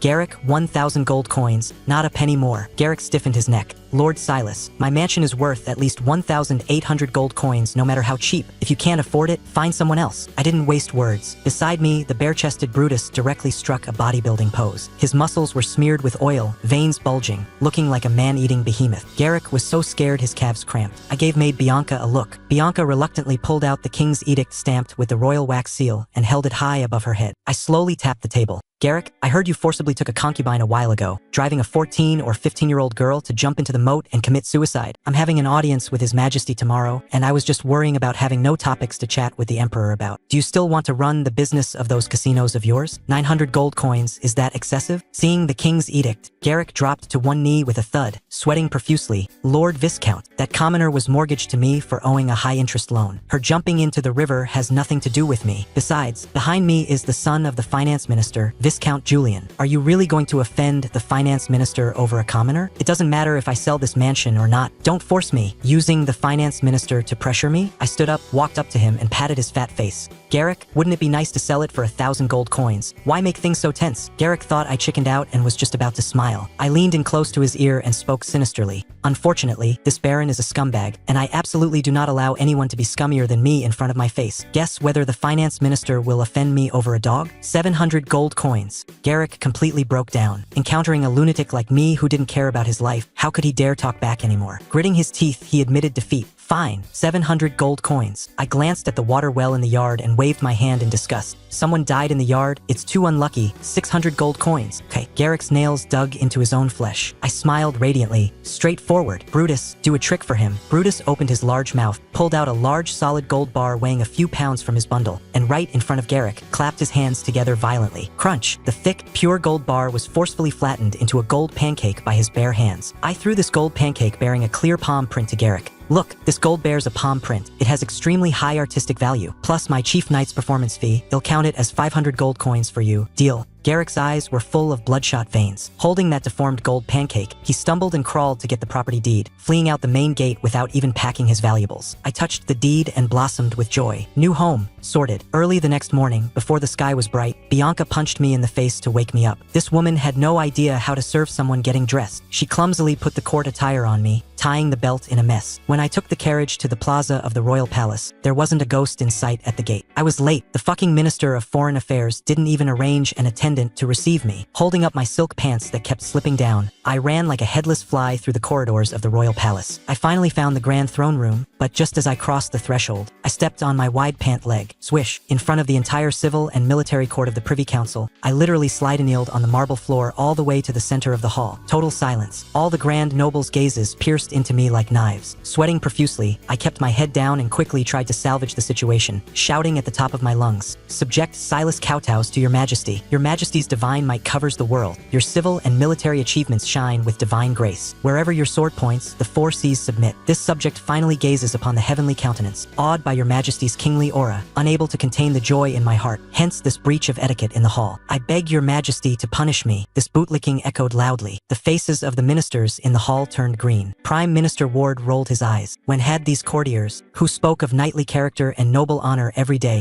ever heard such shameless remarks? Raise your head. A furious shout came from the throne. Trembling, I raised my head and caught a glimpse out of the corner of my eye. Fuck me. The one sitting on the throne was actually Sir Richard, the great merchant who went to my Edenbrook to buy tea. The old steward standing next to him was his attendant Godfrey. The kid covering his mouth and snickering next to him was the Crown Prince Edward, to whom I had explained the castration of pigs. My brain buzzed. The enemies I had been looking for all day were actually the current emperor and crown prince. Richard suppressed a laugh and put on a stern face. Silas, you are improperly dressed, and you came to court wearing a green robe that violates regulations. What about the Viscount's court attire issued to you by the royal tailor? Could I say the herald didn't give it to me? My mind spun rapidly, and I shamelessly said, this is my first time entering the palace, and I ran too fast in the corridors. My clothes were burned open by the dazzling light emanating from your majesty. The ministers couldn't bear to watch anymore. The most explosive leader of the conservative faction, Duke Arthur, stepped out and pointed at my nose, cursing, Your Majesty, this person behaves atrociously, uses clever words and flattering manners, and is simply an uneducated barbarian. How can he teach the crown prince? I beseech your majesty to retract the order. This old fart, I haven't even taken office and you want to smash my rice bowl? I stood up with a swoosh and stared at him. Old man, who are you? I am Duke Arthur. Have I offended you? Never. Then since I neither steal nor rob, why do you want to dismiss me? You say I use flattering words. Could it be you think his majesty is not great and not worthy of a subject's praise? I pressed him step by step,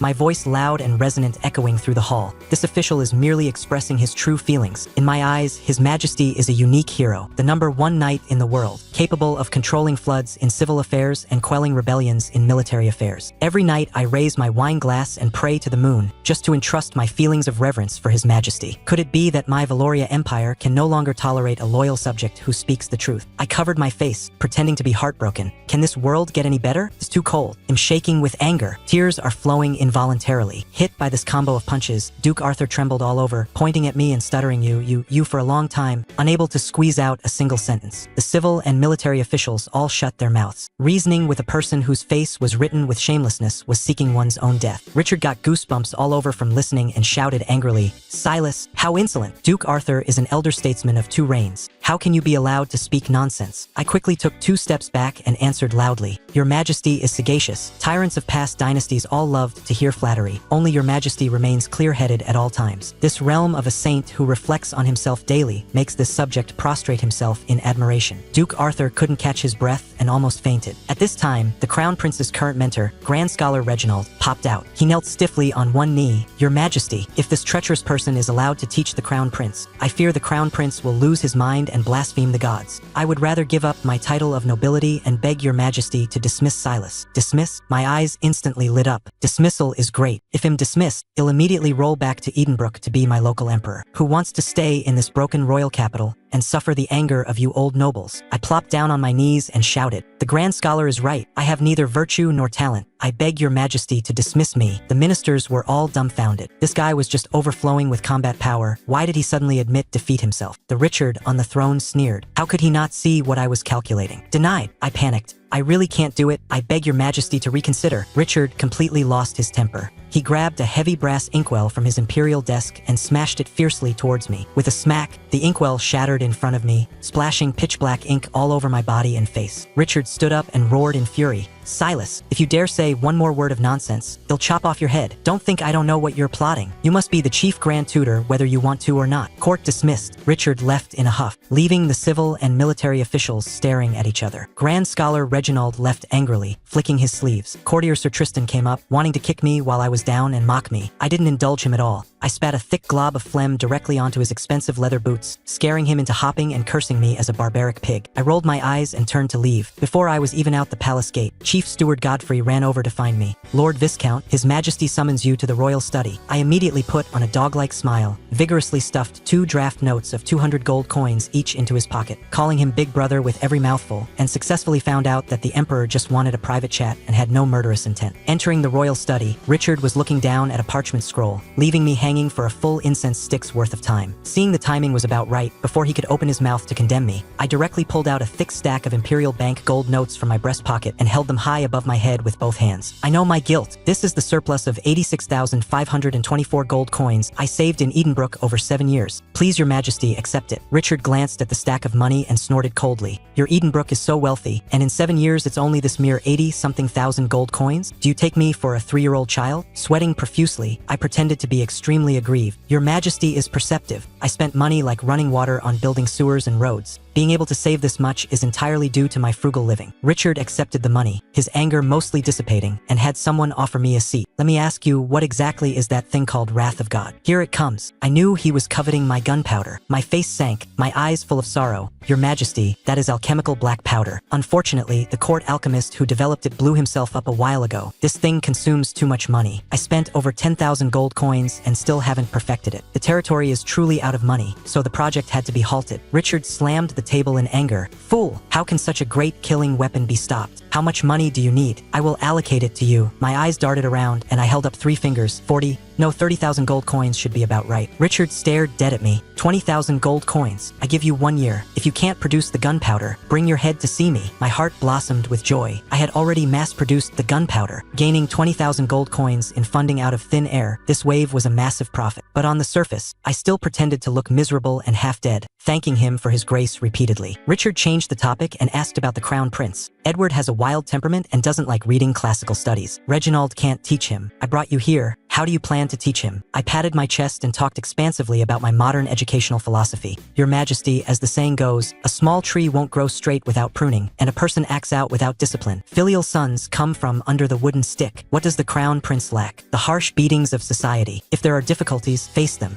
If there are no difficulties, create difficulties and face them. If he makes a mistake, beat him. If he doesn't make a mistake, beat him even more to extinguish the sparks of his crimes. This is called Tiger Mom and Wolf Dad style education. Richard nodded, repeatedly listening to this. Well said. It seems I didn't beat him enough in the past. Did your parents teach you this way too? I looked up at the ceiling at a 45-degree angle, my face full of vicissitudes. Indeed, I grew up being subjected to mixed doubles beatings by my parents. When I didn't want to learn swordsmanship, they would inject me with chicken blood. Now the people in our hometown still call me Fighting Cock. Richard was greatly shocked and directly threw a pure gold token engraved with the royal lion crest from his waist to me. Take it. From now on, in disciplining the Crown Prince, you can beat him as you please. If he disobeys, come find me. I caught the gold medal, fully satisfied. With this thing, couldn't I walk sideways in the Crown Prince's palace from now on? Richard looked at me covered in ink spots in disgust, drove me home, and told me to officially start work tomorrow. I took the carriage and strolled home. Just as I arrived at the door, I saw maid Bianca looking around outside. Looking at her made me angry. Why aren't you working and just wandering around here? Go stand facing the wall by the gate. You're not allowed in the house before dinner. Bianca pouted her small mouth and, with eyes full of resentment, went to squat by the wall. Entering the courtyard, I called Tessa over and pointed to the formal attire covered in ink juice. Strip this outfit off me, find a skilled craftsman to mount it in a picture frame. Hang it in the entryway at the main gate. Write a few big characters next to it in gold paint, the place of imperially bestowed holy ink. Tessa's eyes almost popped out. My lord, did you provoke His Majesty into losing his temper? Hanging this out is so embarrassing. I gave a cold snort. What do you know? This is called the boundless grace of the Emperor. Hurry up and get it done. Just as dinner was set on the table, and Bianca, who was watching the door, hadn't returned, an uninvited guest suddenly broke into the courtyard. It was actually old Garrick, whose house I had robbed. Readied, Garrick tightly gripped a wax-sealed letter in his hand, arrogantly pointing at my nose and roaring, Silas, you provoked someone you shouldn't have provoked. You're dead meat. I held a silver plate eating roast meat, not even lifting my eyelids. Brutus, go. Give him 2 resounding slaps. Brutus lunged forward like a black bear, grabbed Garrick's collar, and delivered 2 loud smacks left and right, instantly slapping Garrick's face into a pig's head. I sneered, trespassing into a noble's mansion, and you still dare to threaten an imperial viscount? Brutus, search him. See if he's carrying a dagger. Brutus' large hands tore wildly at Garrick's body, directly tearing Garrick's clothes into rags, and finally turned out an imperial draft note of 500 gold coins from his inner pocket. "My lord, found 500 gold coins." Garrick cried and screamed. "This is robbery. I'm going to the Supreme Court to sue you, you bunch of robbers." Upon hearing this, I got angry, walked up to him, grabbed him by the hair, dragged him to the entryway at the main gate, and pointed at the torn clothes mounted above. "Open your dog eyes and see what characters are written on there." With swollen eyes, Garrick tremblingly read out, "The place of imperially bestowed holy ink." I crossed my arms and sneered. "Consider yourself literate. Is this something you can look at for free? Charging you 500 gold coins as an admission ticket is letting you off cheap. Get lost, like throwing a torn gunny sack." Brutus directly tossed Garrick out onto the main street. The farce ended. Tessa picked up the letter Garrick had dropped on the ground and looked at it. It was an invitation to the Silver Swan aristocratic salon and debate sent by Julian, the son of the finance minister. It was clearly a trap. I was just planning to tear the letter up to use as toilet paper when Bianca, who was being punished by standing in the corner, walked over timidly. "My lord, this is an invitation issued by the finance minister's mansion. So many minor nobles outside are dying to get one. Why don't you take it out and sell it for money?" My eyes lit up. This girl has a mind for economics. I immediately made a decision, gave her a 1% commission, and told her to take the invitation to the black market tomorrow to set up a stall. Early the next morning, I changed into my new formal attire and attended court. Because I hadn't slept well yesterday, I found a marble pillar to lean on and fell asleep standing up. It wasn't until the meeting was dismissed that Chief Steward Godfrey shook me awake and sent someone to take me to the Royal Academy exclusively for the Crown Prince. As soon as I entered the courtyard, I saw a group of attendants clustering around someone walking towards me. It was precisely Crown Prince Edward, but his current appearance was a bit miserable. His nose was bruised and his face swollen, looking like a hooligan who had just been beaten in a sack. Upon seeing me, Edward's eyes lit up and he grabbed my hand. "Silas, you're finally here. I missed you so much." I immediately let the actor in me take over, grasped his hand back, and shouted excitedly.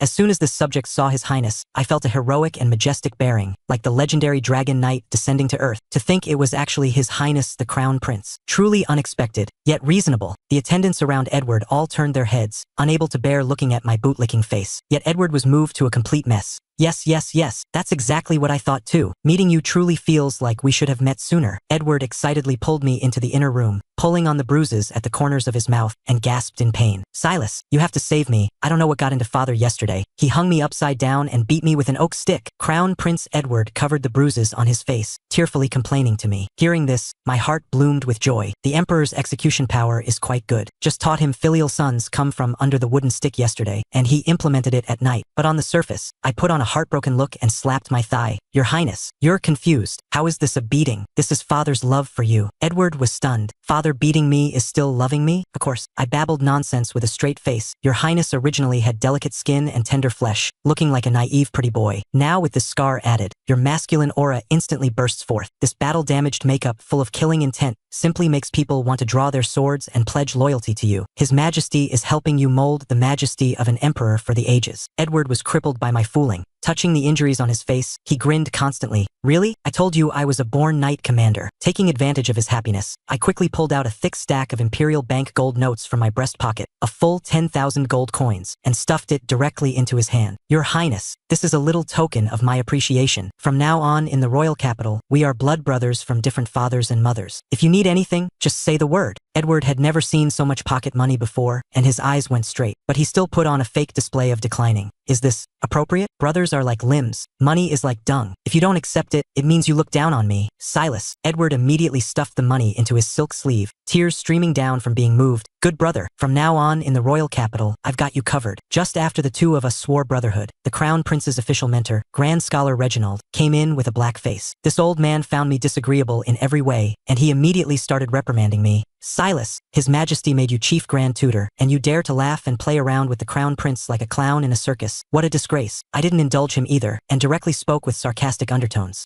"Lord Grand Scholar, what's wrong with the Crown Prince laughing? Could it be you couldn't laugh since you were born?" Reginald trembled with anger. "I am your senior in the court, even more so, the Crown Prince's academic mentor. How dare you be so insolent? The Crown Prince is also my student. Please show respect to His Highness." I didn't yield an inch and conveniently nudged Edward. Edward gathered his courage and chimed in. Right, Silas is right. Reginald went crazy, pointing at my nose and cursing loudly. You shameless nouveau riche. Associating all day with physically incomplete attendants like Godfrey is simply a disgrace to gentility. Shameless. Hearing these words, the court attendants serving around and the servants who had suffered castration all lowered their heads, their eyes dim. Great opportunity. I immediately activated my best actor mode, my eye sockets instantly turning red, tears coming on command. Reginald, shut your mouth. I pointed at him, roaring with grief and indignation. What's wrong with physically incomplete people? Who does the hardest and most tiring work in the royal palace? It's them. Do you think everyone was born like you, a grand noble with fine clothes and rich food? If not for supporting their families and having no other way out, who would be willing to mutilate their own bodies to enter the palace and be servants? You, as a grand scholar well-read in the classics, have not a shred of knightly compassion, opening your mouth only to speak of eunuchs. Are you fit to be the crown prince's mentor? My speech was impassioned and resonant, every word shedding blood. The attendants around were moved to tears, and the crown prince's personal attendant Leo even covered his face and whimpered. Reginald was sprayed by me until he was speechless, his old face flushing to the color of pig liver.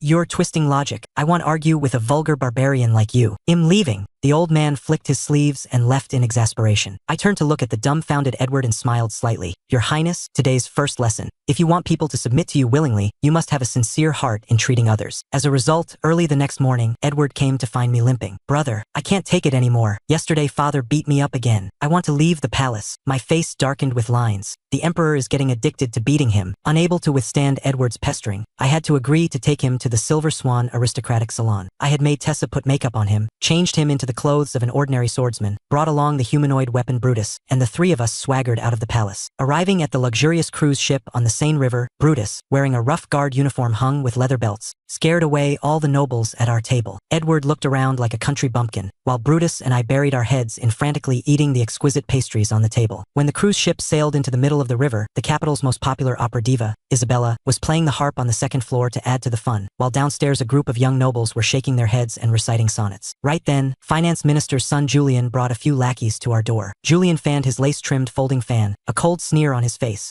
Lord Silas, mudlegs are mudlegs, actually dining at the same table with servants. Since you've come to the aristocratic salon, why not compose a poem to let everyone broaden their horizons? Saying that, he called out loudly to the whole audience. Everyone, this is the newly promoted Viscount of Edenbrook, Silas. Let us quietly listen to the Viscount's masterpiece. The entire venue instantly quieted down, and everyone's eyes looking at me were filled with disdain and mockery. I wiped my mouth, suppressed Brutus who wanted to flip the table, walked up to Julian, and threw my arm around his neck. I lowered my voice, full of murderous intent. Kid, want to stick up for Garrick? I'm not in the mood to play with you today. Brutus understood tacitly, and with a swish, pulled open his heavy linen cloak. By the candlelight, Julian clearly saw densely packed rows of gleaming throwing knives and poisoned short daggers hanging inside Brutus' clothes. Julian's soul scattered in terror. His legs went soft and he almost knelt down, stuttering, Viscount, misunderstanding. It's all a misunderstanding. Get lost. I sneered. Julian stumbled and crawled away, eliciting a wave of whispers from the crowd. I thought this matter was over, but I didn't expect a wrench to be thrown in the works. The heir to the Duke of Normandy, Lord Nelson, in order to rope in Julian, actually jumped out on his own initiative to cause trouble. He pulled the terrified Julian and strode up to me. Lord Silas. Nelson abruptly closed his folding fan and shouted loudly. Today, a gathering of heroes. Everyone is waiting for your masterpiece. If you don't compose a poem, wouldn't it chill the hearts of all the scholars in the empire? Incited by him, the minor nobles around immediately started jeering along. Compose one, compose one, compose one. I looked coldly at Nelson. This brother, you are very brave. Nelson showed no fear and instead mocked Brutus. Lord Viscount, bringing such a rude ogre really damages the reputation of nobles. I raised an eyebrow. There are too many demons and monsters around me, so I have to bring a rough man to hold the fort. If I brought a refined man like you, I'd have been killed long ago. A burst of laughter immediately erupted all around. Nelson's face turned green. You, Silas, cut the crap. If you have guts, compose a poem. I sighed. Originally, I didn't want to show off like this. You forced me. Bring a quill and parchment. I walked to the desk, waved my pen, and directly translated a quatrain from the Eastern graceful school into a sorrowful Western sonnet, Autumn Farewell Song. The autumn wind whimpers among the desolate oaks. The sudden rain has just stopped. The evening bell strikes the city gates of farewell. The red wine in the tent is bitter and hard to swallow. The sailing ships afar urge the reluctant souls. Since ancient times, passionate people are left with the scars of parting in vain. Not to mention in this cold and desolate autumn season. Waking up from wine tonight, where shall I rest? Is it by the shore shaded by weeping willows, or accompanied by the cold, incomplete moon of the morning? After this departure through the years, All beautiful times and sceneries become empty setups. Even though I have 1,000 kinds of romantic feelings in my heart, writing up to here, my quill suddenly stopped. Fuck me, what were the last 2 lines again? My brain went completely blank. I wasn't even this nervous reciting from memory during my college entrance exams in my past life. Hundreds of pairs of eyes in the venue stared dead at the tip of my pen, and even Crown Prince Edward swallowed nervously. I held the quill, frozen in place, and the scene became awkward to the extreme. The entire venue was dead silent, everyone holding their breath waiting for me to put pen to paper, and Lord Nelson was even so nervous he was wiping cold sweat. Lord Viscount, why aren't you writing? My face didn't redden and my heart didn't skip a beat. I slapped my large hand on the oak desk. When writing this sonnet, this baron's inspiration flowed like a spring, absolutely enough to win the title of Poet Laureate of the court. But today I only want to be a spectator, so the remaining 2 lines can very well be completed by everyone here. This is called leaving blank practice in rhetoric. I guarantee to recommend the winner to the Royal Academy. The nobles present suddenly realized, repeatedly touching their chests and bowing to praise my high righteousness. Finance Minister's son Julian's face turned green, and he gritted his teeth. Then why doesn't Lord Silas tell the romantic story behind this poem, so that we can ponder and learn? Still going? Refusing the face given, huh? My face sank. What if I won't tell? Nelson sneered. Unless you didn't write it. Without telling the origin, wouldn't everyone be drawing a snake and adding legs? This makes things very difficult for us. An atmosphere of drawn swords and bent bows instantly filled the venue. I suddenly laughed. Difficult? Fuck it, then don't do it. As soon as my voice fell, Brutus behind me instantly erupted, his monstrous arm strength exploding as he directly flipped the heavy mahogany round table, smashing it fiercely down on Julian and Nelson. These 2 goods didn't even have time to react before being solidly crushed under the table board. The moment the table board fell, Brutus and I, in perfect tacit understanding, uniformly jumped onto the table board. Crown Prince Edward paused for a second, his eyes lit up, and he followed suit, jumping up. Come, let's see who jumps higher. Alright, the 3 of us then crazily jumped like in a disco on the table board, dancing a vulgar rustic tap dance. Pig-slaughtering screams erupted from under the table. The nobles and literati in the venue were so scared they shrank into the corners of the cabin, not daring to breathe loudly. Silas, you have the guts of a dog. I am the son of the finance minister. You're finished. Julian crazily clamored from underneath. Upon hearing this, my anger grew even larger, and I bounced even more vigorously. Edward's face was totally red, so excited he couldn't stop. It wasn't until hearing the movement of the cruise ship docking that the people in the hall ran completely clean like they had seen ghosts. Figuring I had vented enough anger, I took the lead in jumping off the table. Brutus lifted the table board. The 2 goods underneath had already been stomped to the point of vomiting blood, their breath weak. I grabbed Julian's pomaded hair and said viciously, "Gave you a chance and you're useless." Julian completely chickened out, begging in terror. I was wrong. Lord Viscount, spare my life. I slammed him onto the carpet, turned to look at the pretending to be fainted Nelson, and gave him a leather boot right to the face. Nelson let out a miserable cry, and this time he really fainted. Venting anger felt good, but how to clean up the aftermath? Western nobles value honor and face the most, so let's give them a big one. Brutus, strip them naked, stack them on the table. Brutus was quick-handed and fast-footed. Stripping the 2 of their velvet formal were clean in a few moves. Julian was half lying face down, Nelson stacked on top, the picture simply burning the eyes. To make it realistic, I picked up a jug of strong liquor and poured it over them, making them reek of alcohol. Just then a maid passed by, scared into dropping her tray. I immediately told her to call all 30-plus servants preparing food in the ship's cabin over. When the people gathered and saw the 2 white-cut chickens on the table, they were all dumbfounded. I pointed at them with a heartbroken look. Everyone look, these 2 violated knightly virtues, openly committing illicit acts after drinking, and actually fainted from pleasure. As the Crown Prince's chief grand tutor, how can this official tolerate such vile deeds that violate God's teachings? But considering they are nobles, everyone must keep this strictly confidential. Whoever dares to spread it, don't blame me for not being polite. The crowd looked at each other, thinking in their hearts, "You called us here just to let us see this? Are you sick?" I picked up a basin of ice water and splashed Julian and the other awake. Opening their eyes and seeing themselves stacked naked with a circle of commoner servants surrounding them, their faces instantly turned deathly pale, covering their crucial parts and shivering. I stepped forward, looking down from above with a sneer. Did it feel good? Looking at my devilish smile, Julian broke down and shouted,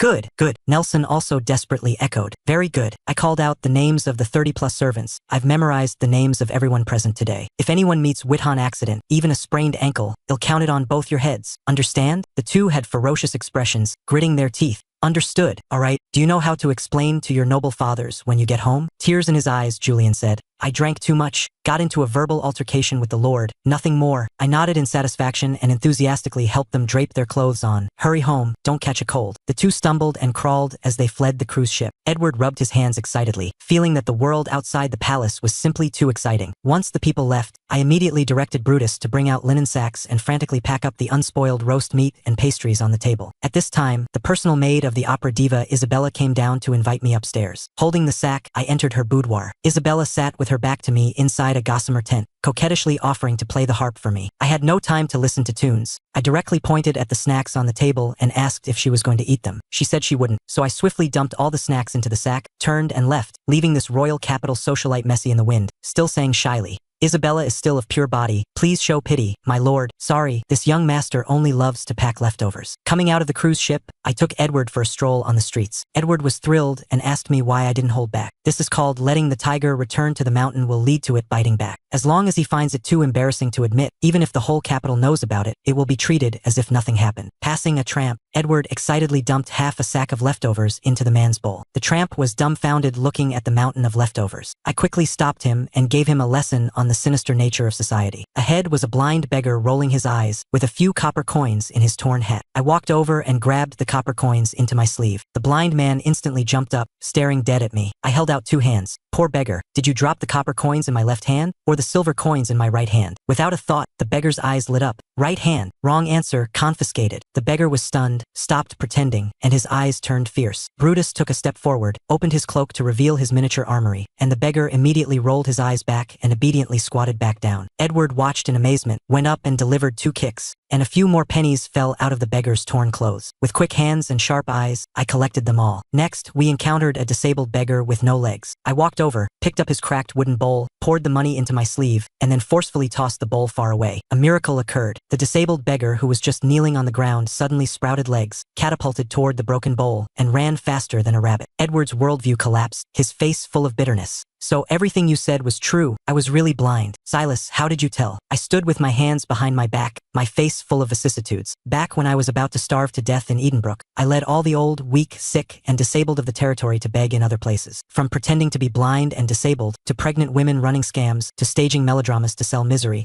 I forcefully built up a beggars guild and appointed myself as president. I even established a finance officer, street law enforcement officers, and rolled out a whole system in the begging industry. At that time, a song Tears of the Gypsies went viral across the entire province. This is all stuff I've already played with. Hearing of my glorious past, Edward prostrated himself in admiration. On the other side, Julian and Nelson supported each other and fled back to the finance minister's mansion. As soon as they entered the main gate, Julian's eyes revealed a fierce glint. He pointed at Nelson and roared, "Beat him to death for me." He vented all his pent-up anger on Nelson and his own lackey, Garrick. The night guard swung wooden clubs, aiming specifically for Nelson's face, forcefully beating him into a pig's head. Finance Minister Giles was alarmed by the commotion. Coming out to take a look and seeing his son in a miserable state, he angrily asked what happened. Julian hugged his father's thigh and wailed loudly. While heartbroken, Giles pressed to ask if Silas did it. Whenever Julian thought of the image of being stripped naked and stacked underneath, he remained as stubborn as a dead duck. "Not really, just got into a verbal altercation with Silas." Smack! Furious, Giles slapped Julian across the face and roared, "Useless trash, bullied by someone, and you don't even dare to let out a fart." With a shadowless kick, he kicked Julian over, ordered him locked in his room, turned around, and decided to ruthlessly impeach me in the Supreme Council. In the middle of the night, Lord Nelson, beaten into a pig's head, was thrown out of the minister's mansion like a torn gunny sack, just in time to be picked up by the fabric merchant Chandler. The peerless young girl Bianca was still an underclass maid in my mansion, suffering my anger every day. Seeing Nelson's miserable state, her imagination ran wild, thinking I ignored her because I was naturally impotent or only liked men. Filled with grievance, she ran back to the manor, just in time for me to get off work. I pulled out a few copper coins covered in saliva and stuffed them to her as her commission. Looking at the copper coins in her palm, her mindset completely collapsed, and she cried wah and ran into the mansion. I laughed. Making a little money makes her this happy, what a silly girl. 2 days later, at the morning court session, Chief Steward Godfrey read the poem I copied, Autumn Farewell Song, with deep emotion. The civil and military officials were enchanted listening to it, and Prime Minister Ward even shed tears on the spot, outright calling these lines kissed by the god of the Renaissance. Emperor Richard, his face glowing red, looked at me smilingly.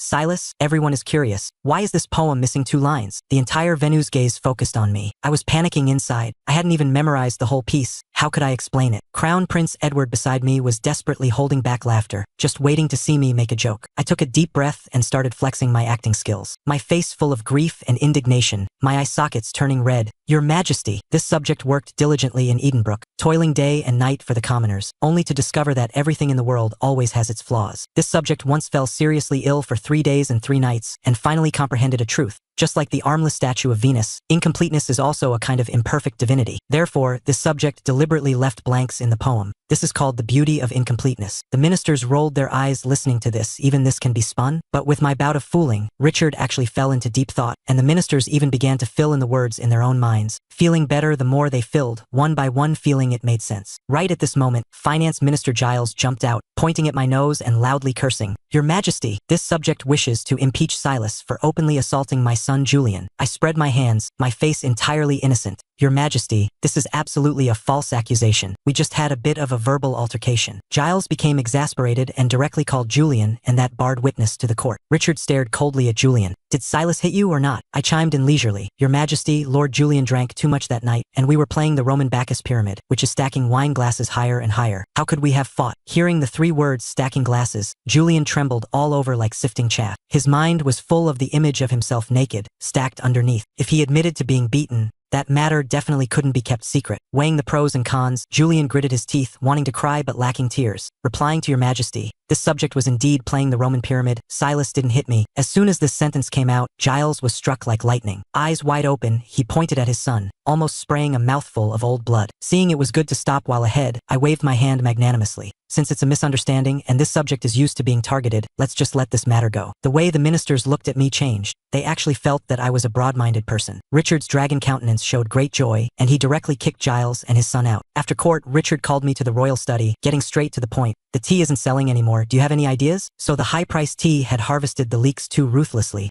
and the royal capital's noble market was saturated. I had a well-thought-out plan. Your Majesty, this is simple. Segment the market. Well, make longevity tea for the old nobles, packaged as dew of the Holy Grail. Beauty tea for the madams, called Siren's Song, and aphrodisiac tea for the young knights, called Blood of the God of War. The packaging must be luxurious, the mythological stories must be spun perfectly, and then find theaters and socialites for joint marketing. Most importantly, lower the price. Leeks must be harvested crop by crop. Richard's eyes lit up listening to this. I hand this business over to you and give you a 10% cut of the profits. Deal. Richard looked at me with increasing satisfaction. You kid really know how to make money. Nowadays the state treasury is empty, lacking both money and grain. Do you have any ways to produce grain? I sighed. Not even a shadow of the new continent's god-tier crops like potatoes and sweet potatoes had been found, so I could only shake my head helplessly. Right at this moment, Godfrey stumbled and rushed into the royal study, sweating profusely. Your Majesty, bad news. The royal chief physician says Her Highness the Princess is not going to make it. Richard's expression changed drastically. He stood up abruptly and rushed toward the inner palace like a madman. I froze in place, having not yet reacted. Hearing this, Crown Prince Edward also jumped with anxiety. I grabbed the Crown Prince's attendant Leo, using can make your lower part grow back as bait to have him lead the way, and ran all the way, chasing to the princess' bedchamber. Upon entering, Richard and Edward's faces were full of sorrow. I poked my head over the velvet large bed to take a look and was stunned on the spot. The princess lying on the bed had skin like congealed fat and cherry-like small lips. Even with a face full of sickness, she was still a top-tier beauty of the pure and desire aesthetic ceiling level. Richard lamented, 10 years. Why has this strange illness not been cured for 10 years? I turned to stare at the royal physician who claimed to have treated her lung disease for 10 years and grabbed his silk collar.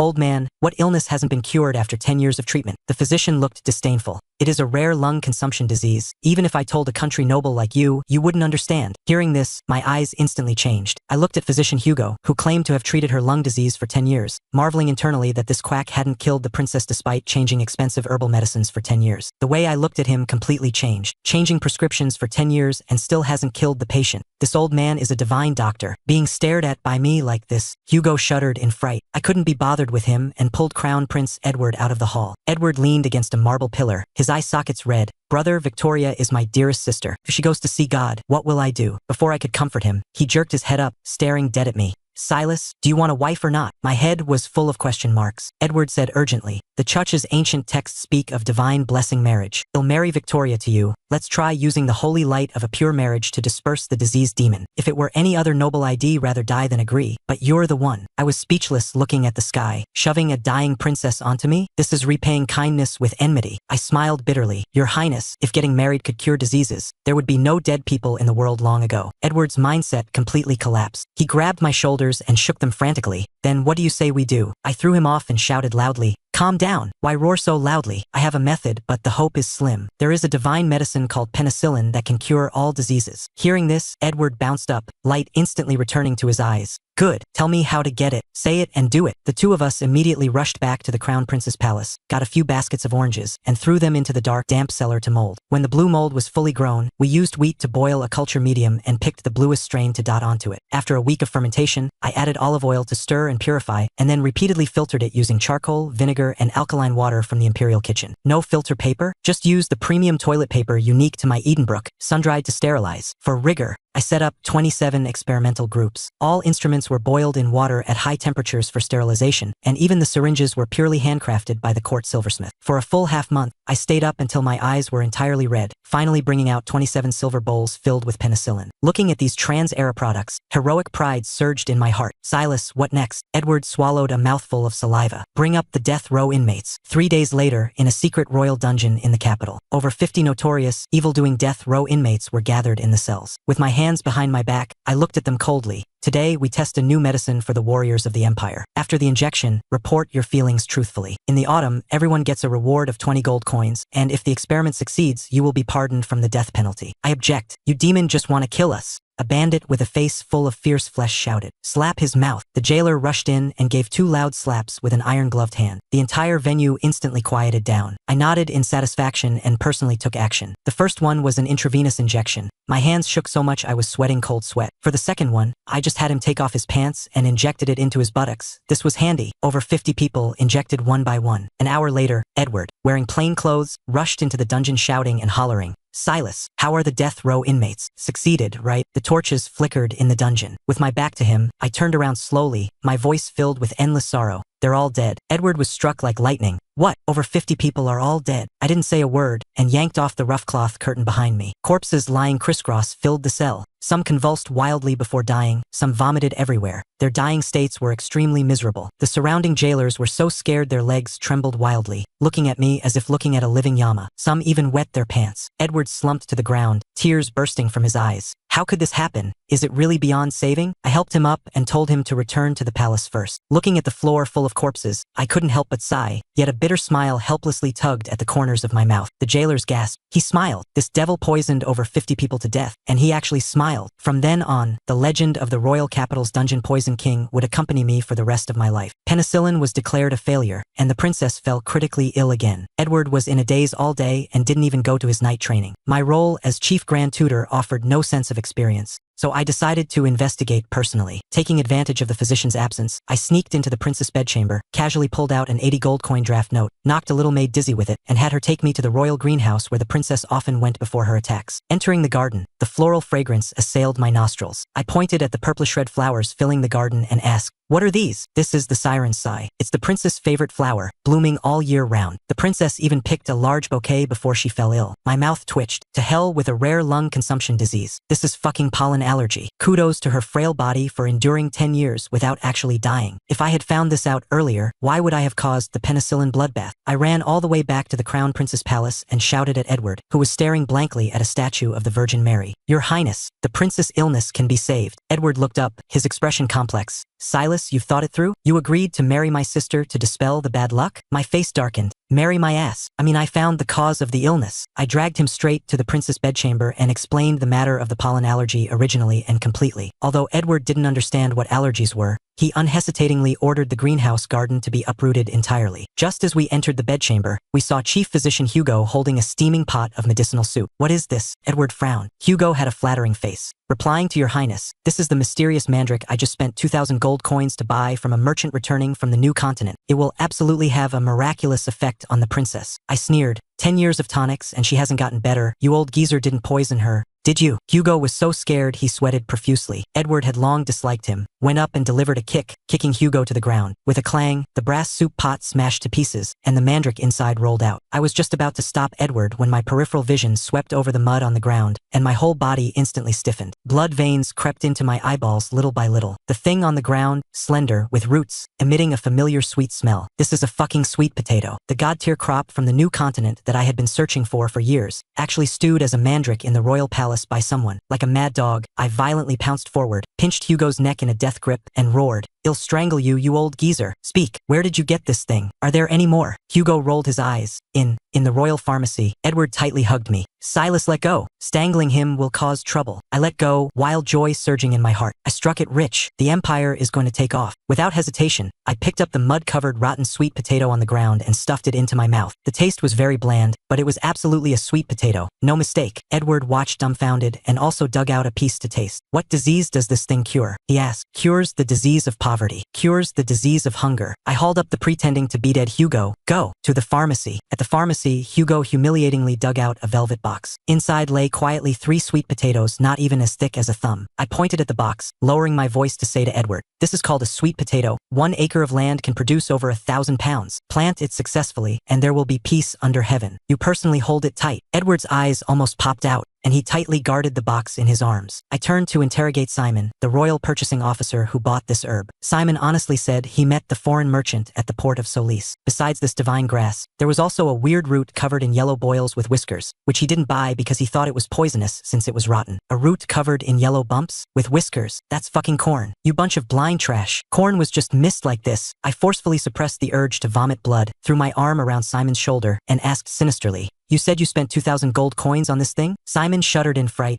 Really? I sneered, casually pointing at Edward. "See what His Highness the Crown Prince is holding in his arms?" Just now a palace maid lied, and His Highness directly twisted her head off to kick as a ball. "Tell the truth, exactly how much did it cost?" Simon glanced at the murderous Crown Prince, his teeth chattering. Two silver coins. Not only did he spend 2 silver coins and expense 2,000 gold coins, this kid also confessed to secretly hoarding 2 baskets of sweet potatoes. I was overjoyed. "No matter how much you hid, send it all to the Crown Prince's palace immediately. Where are the gold notes you embezzled?" With a long face, Simon pulled out 2 imperial gold notes with a face value of 1,000. "Lord Viscount, save me. I didn't dare spend a single copper coin of this money." With quick hands and sharp eyes, I stuffed all 2,000 gold coins into my sleeve. "Don't worry, this baron has got you covered." Out the door, I pulled out 1,000 gold coins and handed them to Edward. Edward was stunned. "Silas, what are you doing?" I spoke with righteous awe. "This kid falsified the accounts. This is the recovered stolen money." Edward gritted his teeth. "These parasites. Wait, wasn't it 2,000 gold coins? Where's the remaining 1,000? I hardened my face and patted my sleeve. "I'm saving it for your highness." Having secured the sweet potatoes, I immediately ran to the royal study to find Richard. "Your Majesty, this subject has found the cause of the princess' illness. It is a pollen allergy. As long as she stays away from those flowers, there is a 90% certainty of full recovery. Chief Steward Godfrey can guarantee this with his head." Beside him, the fat on Godfrey's face twitched madly, wishing he could stab me to death with his eyes. Richard was overjoyed. "Good. Silas has rendered a great merit. I shall reward you heavily." I took the opportunity to make a request. This subject wishes to ask for a long leave to return to Edenbrook. Firstly, with the princess critically ill, the crown prince has no mind for studying. Secondly, this subject needs to personally go back to supervise the high-end tea business. Richard thought for a moment, considered the incoming gold coins, and readily granted the leave. When I told the crown prince, Edward anxiously wanted to follow. I stopped him. "You can't go. The matter of me poisoning 50 death row inmates is about to explode. The Privy Council will definitely impeach me. You must stay in the court to tank the thunder for me. If you want me to die, then come with me." Looking extremely aggrieved, Edward could only watch helplessly as I packed my bags, brought those 2 baskets of sweet potatoes and the penicillin research notes, and stepped onto the carriage returning to Edenbrook. After half a day of bumping, the carriage finally entered Edenbrook territory. Maid Tessa vomited a mess in the carriage. I popped out of the carriage and took a deep breath. "Edenbrook, your lord has returned." Just as I was rejoicing, a serf by the roadside saw me and, as if seeing a ghost, screamed and ran madly toward the city. Subsequently, everyone I met along the way ran towards the city like mad dogs. My face turned black. Did the unruly subjects rebel? When the carriage reached the city gate, I realized it was a misunderstanding. The city gate was densely packed with people. Acting Consul Austin took the lead, flanked by a row of commoner children holding wild flowers. Behind them was a huge linen banner, "Warmly welcome the return of Lord Viscount Silas to the territory." As soon as I showed my head, the children shouted in unison at the top of their lungs, "Welcome, welcome, a warm welcome." Isn't this the exact exact trick I used back then to fool the Royal Inspector Oswald. I roared loudly, "Enough! That's fucking enough! I'm not a freshly carried out funeral procession." This shout scared a few children into crying, and the procession fell into chaos. The commoners, however, went crazy with joy. "It really is the Lord. This cursing flavor is totally authentic. My lord, please call me an idiot again." My head was covered in black lines. This bunch of masochists. Returning to the Lord's Hall, Austin reported the work of the past half-month to me. The literacy campaign progressed smoothly. 70% of the people could already recognize common imperial characters. Street garbage sorting had shown initial results. The theater troupe in town rehearsed a melodramatic stage play called The Crazy Manor Lord, which became a smash hit in the city, but the actors played their evil roles too well, and the entire cast was beaten into the clinic by overly immersed audience members. The glass workshop had a technological breakthrough, producing pure glass without bubbles. Overjoyed, I immediately slapped the penicillin notes onto the table. "Take this secret manual. Have the glass workshop combine convex and concave surfaces to make telescopes and microscopes for me. Then find a group of herbalists, continue purifying penicillin, and use monkeys and rabbits for experiments." Austin nodded repeatedly, then reported, "My lord, recently several waves of spies have infiltrated the city. There are 6 claiming to be heretics of the Abyssal Sea God cult, and 5 are spies sent by the royal capital's finance minister Giles." I was amused, quite a lot of petty tricks. "Bring them up for a look." 11 people were escorted into the hall. Austin shouted loudly, "What is our goal?" The 11 people snapped to attention with a smack and roared in unison like royal knights. "To fight lifelong to build Edenbrook into the most prosperous, civilized, and glory-filled territory in the entire empire." The 6 heretics even excitedly added a sentence. "For Edenbrook, I am willing to sacrifice my blood." I turned to glare at Austin. "I left for a few days and you even changed the brainwashing teaching materials?" Austin wiped his sweat frantically.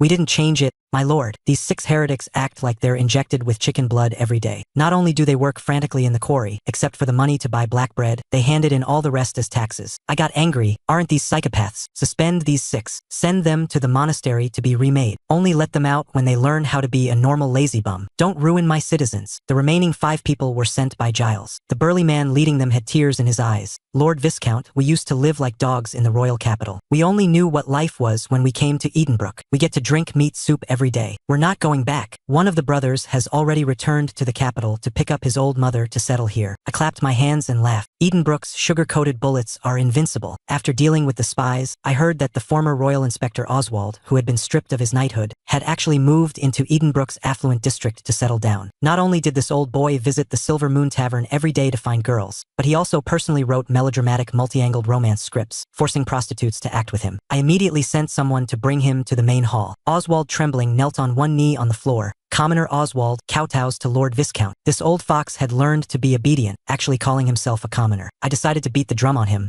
"Oswald, you scraped quite a lot of grease when you were an official in the royal capital back then, right? This baron is now the crown prince's mentor, and my eyes can't tolerate sand." Before I could finish, Oswald tremblingly pulled out a large stack of imperial gold notes from his breast pocket and laid them out squarely on the floor. "My lord, all 7,600 gold coins of this commoner's illegal gains are here. There are also 500 gold coins, which is the hush money you gave. Please inspect clearly." I touched my nose. The dog learned to answer preemptively. I picked up those 500 gold coins and threw them back to him. "Take it and keep your mouth shut in the territory." To squeeze dry his surplus value, I decided to arrange a job for him. "Go to the territory dungeon and help interrogate prisoners. You don't need to do anything else, just sing. ABA, ABA, ABA. A weird sound suddenly came from the side. I turned to look. It was a mute. Guard Rufus quickly stepped forward to translate. "My lord, this is old William, the mute bartender from the tavern. He ruined his voice singing on the streets in the past, and I arranged for him to run errands in the castle. He says if Oswald doesn't know how to sing, he can teach him." I drew a breath of cold air, staring at Rufus. "You can understand a mute speaking?" Rufus smiled shyly. "I can guess the gist by looking at the eyes and listening to the sounds. Last month, in the case of the farmer abusing his neighbor's little ewe, I solved the case precisely by understanding the ewe's bleats. Good heavens, a humanoid self-walking translation machine, and cross-species too. The overseas merchants at the port of Solis were just worrying about the inability to communicate. This talent absolutely cannot be let go. Rufus, follow me into the royal capital." Staying in Edenbrook for a few days, the sweet potatoes were heavily guarded by me and planted in the most fertile experimental fields directly belonging to the Lord. Simple versions of microscopes and magnifying glasses were also produced. Although rough, they could see the microorganisms in the water. Before leaving, I had the paper mill and the textile workshop jointly rush produce a large batch of a Trans-Era product sanitary pads. The ancients in the Middle Ages viewed women's menstrual periods as fierce beasts, using plant ash or even torn linen cloth, which was extremely unsanitary and could even be seen by the church as unclean. I planned to promote this thing first among the high-end noble ladies in the royal capital, change the social climate, and make money in passing. Carrying a carriage full of sanitary pads, I returned to the Viscount's mansion in the royal capital. At dinner, the long dining table was piled with sanitary pads like a small mountain. Looking at this bizarre style without wings and with linen strings at the four corners, I fell into deep thought. This thing, how exactly is it used? I humbly asked for guidance. As soon as my voice fell, Brutus and Rufus silently turned and left the hall. Maid Tessa and Bianca's faces flushed totally red,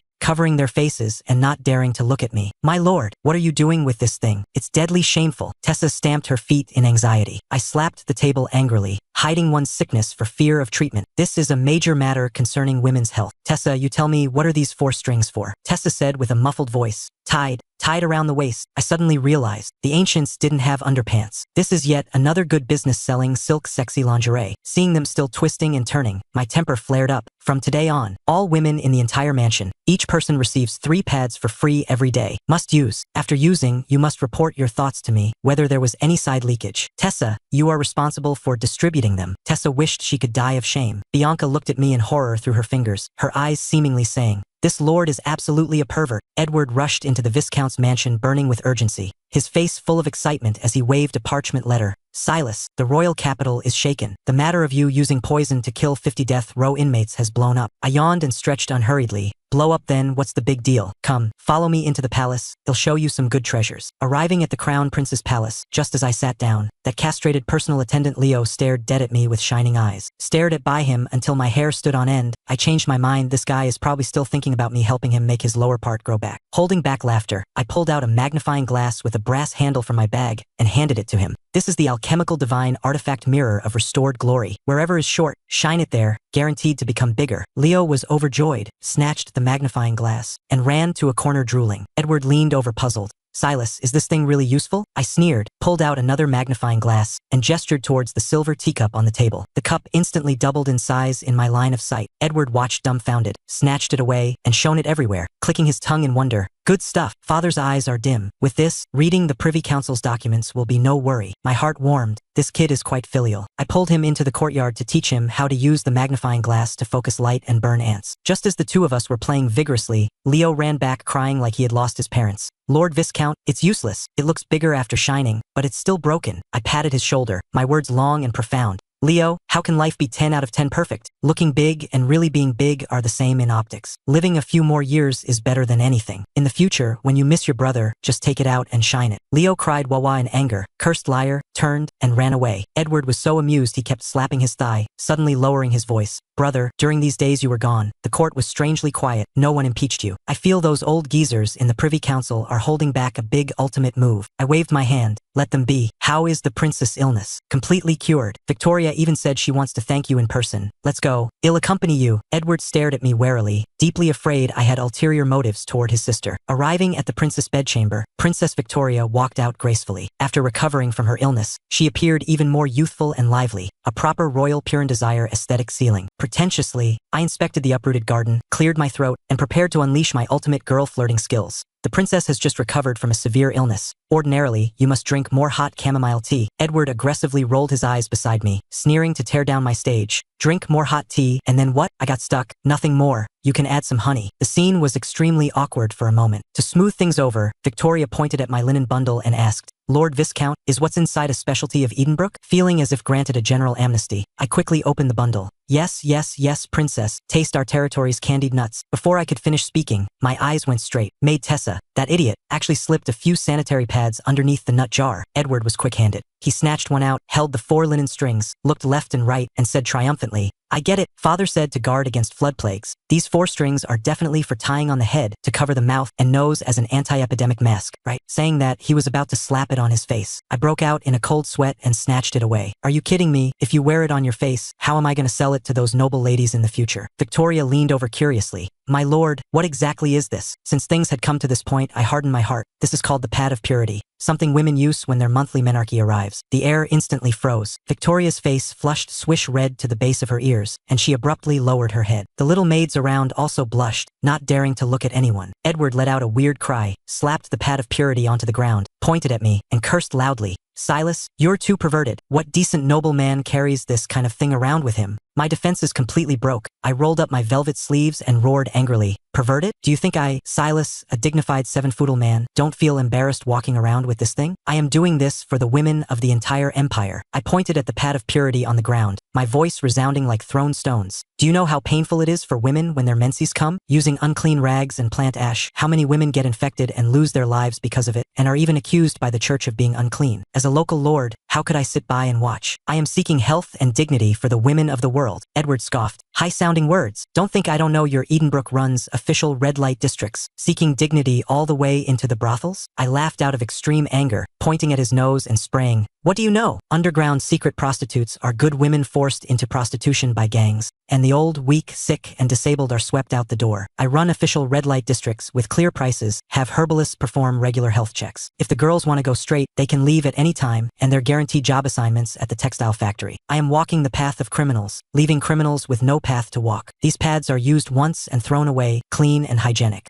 Silas, risk not wanting my face to promote this throughout the entire empire. Am I wrong? My speech was impassioned and generous, shining with the light of enlightenment thought. The maids around were all mesmerized. Victoria raised her head, her eyes full of admiring little stars. Lord Viscount is highly righteous. I misjudged you. I am willing to help you promote it first among the female officials and in the court. I immediately climbed up the pole. Thank you, Princess. The paper mill manufacturing this thing specifically recruits female workers, allowing women to be independent and earn gold coins, no longer having to be appendages to men. These world-shocking feminist remarks directly knocked Victoria dizzy. She was moved to a total mess, turned her head, and had a maid bring out a jewelry box. Inside was full of draft notes from her saved-up private stash. My lord, take this money to build factories. Absolutely do not decline. Unceremoniously, I stuffed the drafts into my sleeve. The princess is of supreme purity and supreme goodness. In the future, I will cover all your pads of purity. By the way, let me mention it's 10 copper coins apiece for noble ladies and 3 copper coins apiece for ordinary maids. Don't remember it wrong. Edward watched from the side, his eyes almost popping out. This brother's scamming techniques are absolute. He grabbed my sleeve. Silas, count me in. I looked at him sideways. Wasn't His Highness just despising it as perverted? Edward's face didn't redden and his heart didn't skip a beat, speaking with righteous awe. I've thought it through. I am the crown prince, I should naturally take the lead. Not only will palace maids use this thing, attendants with hemorrhoids must also use it. The female family members of the civil and military officials of the Privy Council must buy it. Not buying it is immoral. They'll give them a discount, 15 copper coins apiece. Watching him waving his hands and dancing calculating the accounts, I secretly gave a thumbs up. This kid has amounted to something. Morning court the next day. With a single-tube telescope tucked behind my waist, I strolled into the ranks. Just as the routine finished, Finance Minister Giles jumped out, shouting sternly, "Your Majesty, this subject wishes to impeach Silas on 3 major crimes. Firstly, privately expanding the castle's high walls, overstepping the lordly regulations. Secondly, forcibly abducting serfs from surrounding territories into Edenbrook. Thirdly, not paying the tithe for 7 years. I beseech your Majesty to punish him severely." I was calm and composed. Just this? Just these stale, rotten sesame seed matters? Richard looked at me. Silas, what do you say? This subject has nothing to say. Giles became anxious and quickly shouted, "Your Majesty, the witness is outside the hall." A chubby figure was brought into the grand hall. As soon as Thomas, the consul of Oaktown, saw me, his eyes turned red. "Your Majesty, this subject was originally the mayor of Oaktown. Silas lied about borrowing people, exchanging our town's old, weak, sick, and disabled for the young people in his territory. As a result, those young people arrived in our town, walking around every day holding white flour oat bread and roast meat, sleeping when full, eating when awake. The ministers felt their scalps go numb listening. This is feeding the pigs full and sending them back to someone else's pig pen to show off. Too wicked." Wiping his tears, Thomas cried heartrendingly.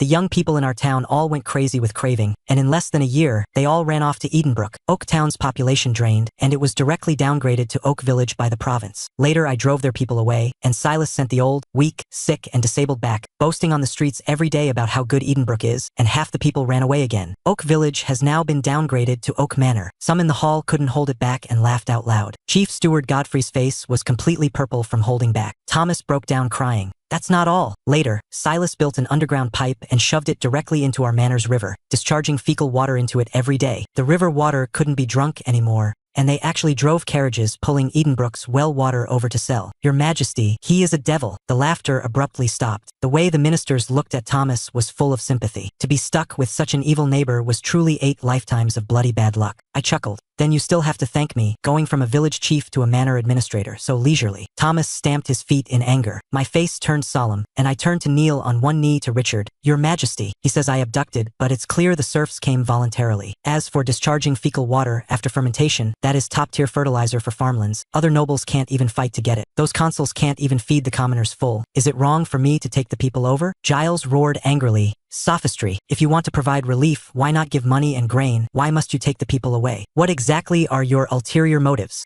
I abruptly pointed at Thomas, filled with righteous indignation. Everyone, please look, this person has big ears and a fat head, a brain full of intestines and fat. Yet the commoners under his rule are thin as bones. Can I feel at ease handing money and grain to a parasite like him? Lock him in the dungeon and starve him for a month. If he's still this fat, he'll plead guilty. Thomas despaired. I was born fat. Is it a crime to be fat? I ignored him, looked up at the ceiling at 45 degrees, my voice passionate and grief-stricken. This subject has a heart of pure loyalty. I never imagined I would still be impeached. This subject reads classical literature for no other reason than for the gods to defend the truth, to fight for bread for the commoners, to continue the glory for the empire, and to initiate eternal peace for all generations. This subject also has a great dream, and that is common prosperity for the entire empire. As soon as my voice fell, Richard slammed the table and stood up, so excited his face turned completely red. Good, well said. Silas is truly the bulwark of the empire. The ministers felt as uncomfortable as if they had eaten flies. This shameless dog thing, pretending to be some radiant knight. Seeing the situation, Giles bit down on the last charge. Your Majesty, how to explain the tax evasion and tax fraud. I frankly touched my chest. Replying to Your Majesty, Edenbrook's gold coins were all smashed into basic education and road building. To make the commoners literate, the territory's treasury is so poor it clinks. For the omitted taxes, this subject accepts the penalty. Richard breathed a sigh of relief and pushed the boat along the current. Considering Silas' outstanding political achievements, fine him 1 year's salary. Let this matter be dropped. Giles stepped back. Grand Scholar Reginald immediately jumped out, his face full of killing intent. This subject has a memorial to present. Silas poisoned 54 royal prisoners. I beseech Your Majesty to punish him severely. Total silence in the venue. The ministers retreated in fear, looking at me as if looking at a cold-blooded killer. Reginald spoke with tears and a snotty nose. Your Majesty, this subject has found out that Silas took the crown prince to the dungeon and abused lynchings, using alchemical poisons to poison over 50 people to death. What's even more terrifying is that the dead sternums were completely shattered, entirely from him abusing the corpses and pressing on them after they died. He even took the crown prince to assault Chief Physician Hugo. I beseech Your Majesty to severely punish this poisonous human butcher. Richard's brows locked tightly, staring dead at me.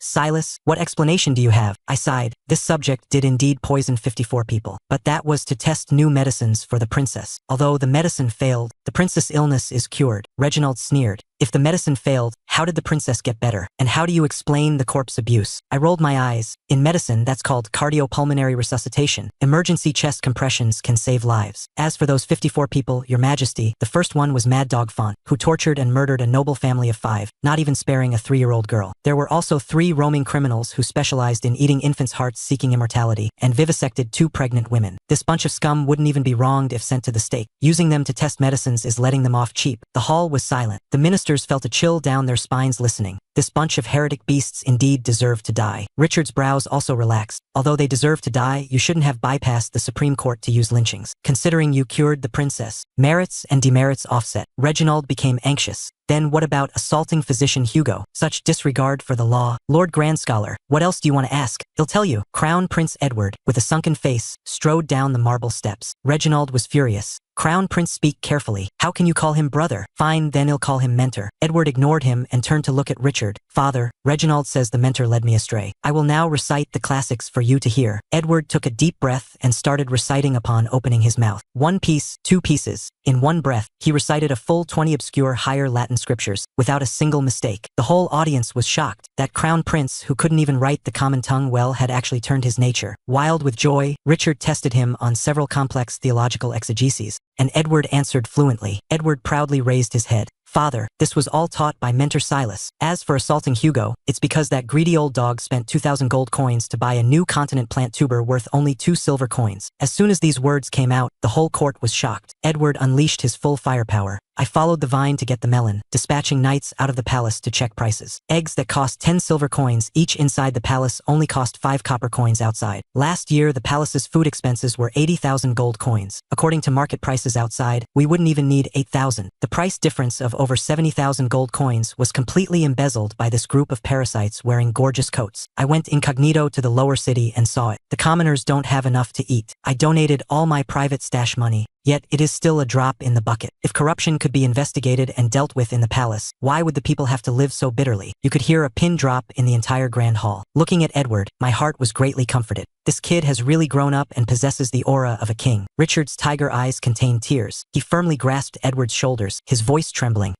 You did all this by yourself? Yes. While the mentor returned to his territory to visit relatives, I personally investigated it. Richard violently turned around, secretly wiped away his tears, turned back, and laughed loudly. Good. Lords, look, this is the son of me, Richard, the future lion of the empire. The ministers knelt on one knee, hailing the crown prince as sagacious. Prime Minister Ward shed old tears, repeatedly sighing that he had misjudged me, and that Silas truly possessed great loyalty that resembled treachery. Richard waved his grand hand. Godfrey, thoroughly investigate internal corruption for me. Silas has merit in teaching the crown prince. Reward him with the royal purple gold cloak. Dismiss Reginald. The Royal Academy is solely managed by Silas. The crown prince is permitted to freely leave the palace to inspect the civilian populace. Reginald collapsed limply on the ground, his face ashen. Seeing the timing was ripe, I pulled out the single-tube telescope from my lower back and held it high with both hands. Your Majesty, this subject has a divine artifact to offer. This is the Eye of the Empire, forged at a cost of 10,000 taels of silver. With one glance, one can clearly see enemy banners miles away. I wish my Valoria Empire martial prosperity. Richard, pleasantly surprised, accepted the telescope, walked out of the hall to try it, and immediately thought of it as a heavenly object, a divine object. If used on the battlefield to observe formations, one can surely anticipate the enemy's moves. Silas, I want to reward you. My face was full of modesty. It is all the Edenbrook craftsman's loyalty to your Majesty. This subject does not dare ask for a reward. Richard laughed heartily. Bestow 100 pounds of gold upon Edenbrook, mass-produce them from now on, and supply the royal knights first. I struck it rich. I forcefully suppressed the corners of my mouth to thank him for his grace. As soon as court was dismissed, Edward pulled me back to the palace, unable to wait. Brother, you're too disloyal, not showing me such a good thing first. I snatched back the telescope. What's the rush? Let me ask you, while I was gone, where did you spend all your money? Edward triumphantly pulled out a small booklet covered in red handprints. I inquired about the suffering of the commoners in the lower city. Seeing they didn't have enough to eat, I distributed all the money to them. This is the parchment scroll of gratitude with the handprints of the commoners. Everyone is grateful to me. Silas, I am now a superhero in the royal capital. Looking at this prodigal son, I was speechless for a while. Just throwing money around directly, it would be weird if he wasn't treated as a sucker. Edward suddenly leaned over, rubbing his hands and asking, Brother, when can our pad of purity make money? I have no money to do good deeds. I want to make fast money. Can one get addicted to handing out money? But mentioning making money, I got energetic. Now that Reginald had rolled away, and the crown prince could casually leave the palace, the entire noble circle of the royal capital was my ATM. I stared at him with shining eyes. Recently, are there any festivals coming up? Hearing there was money to be made, Edward's eyes instantly lit up like light bulbs, and he couldn't wait to lean in front of me. Silas, the Midsummer Valentine's Day is coming right up. How are we going to pull off a big one?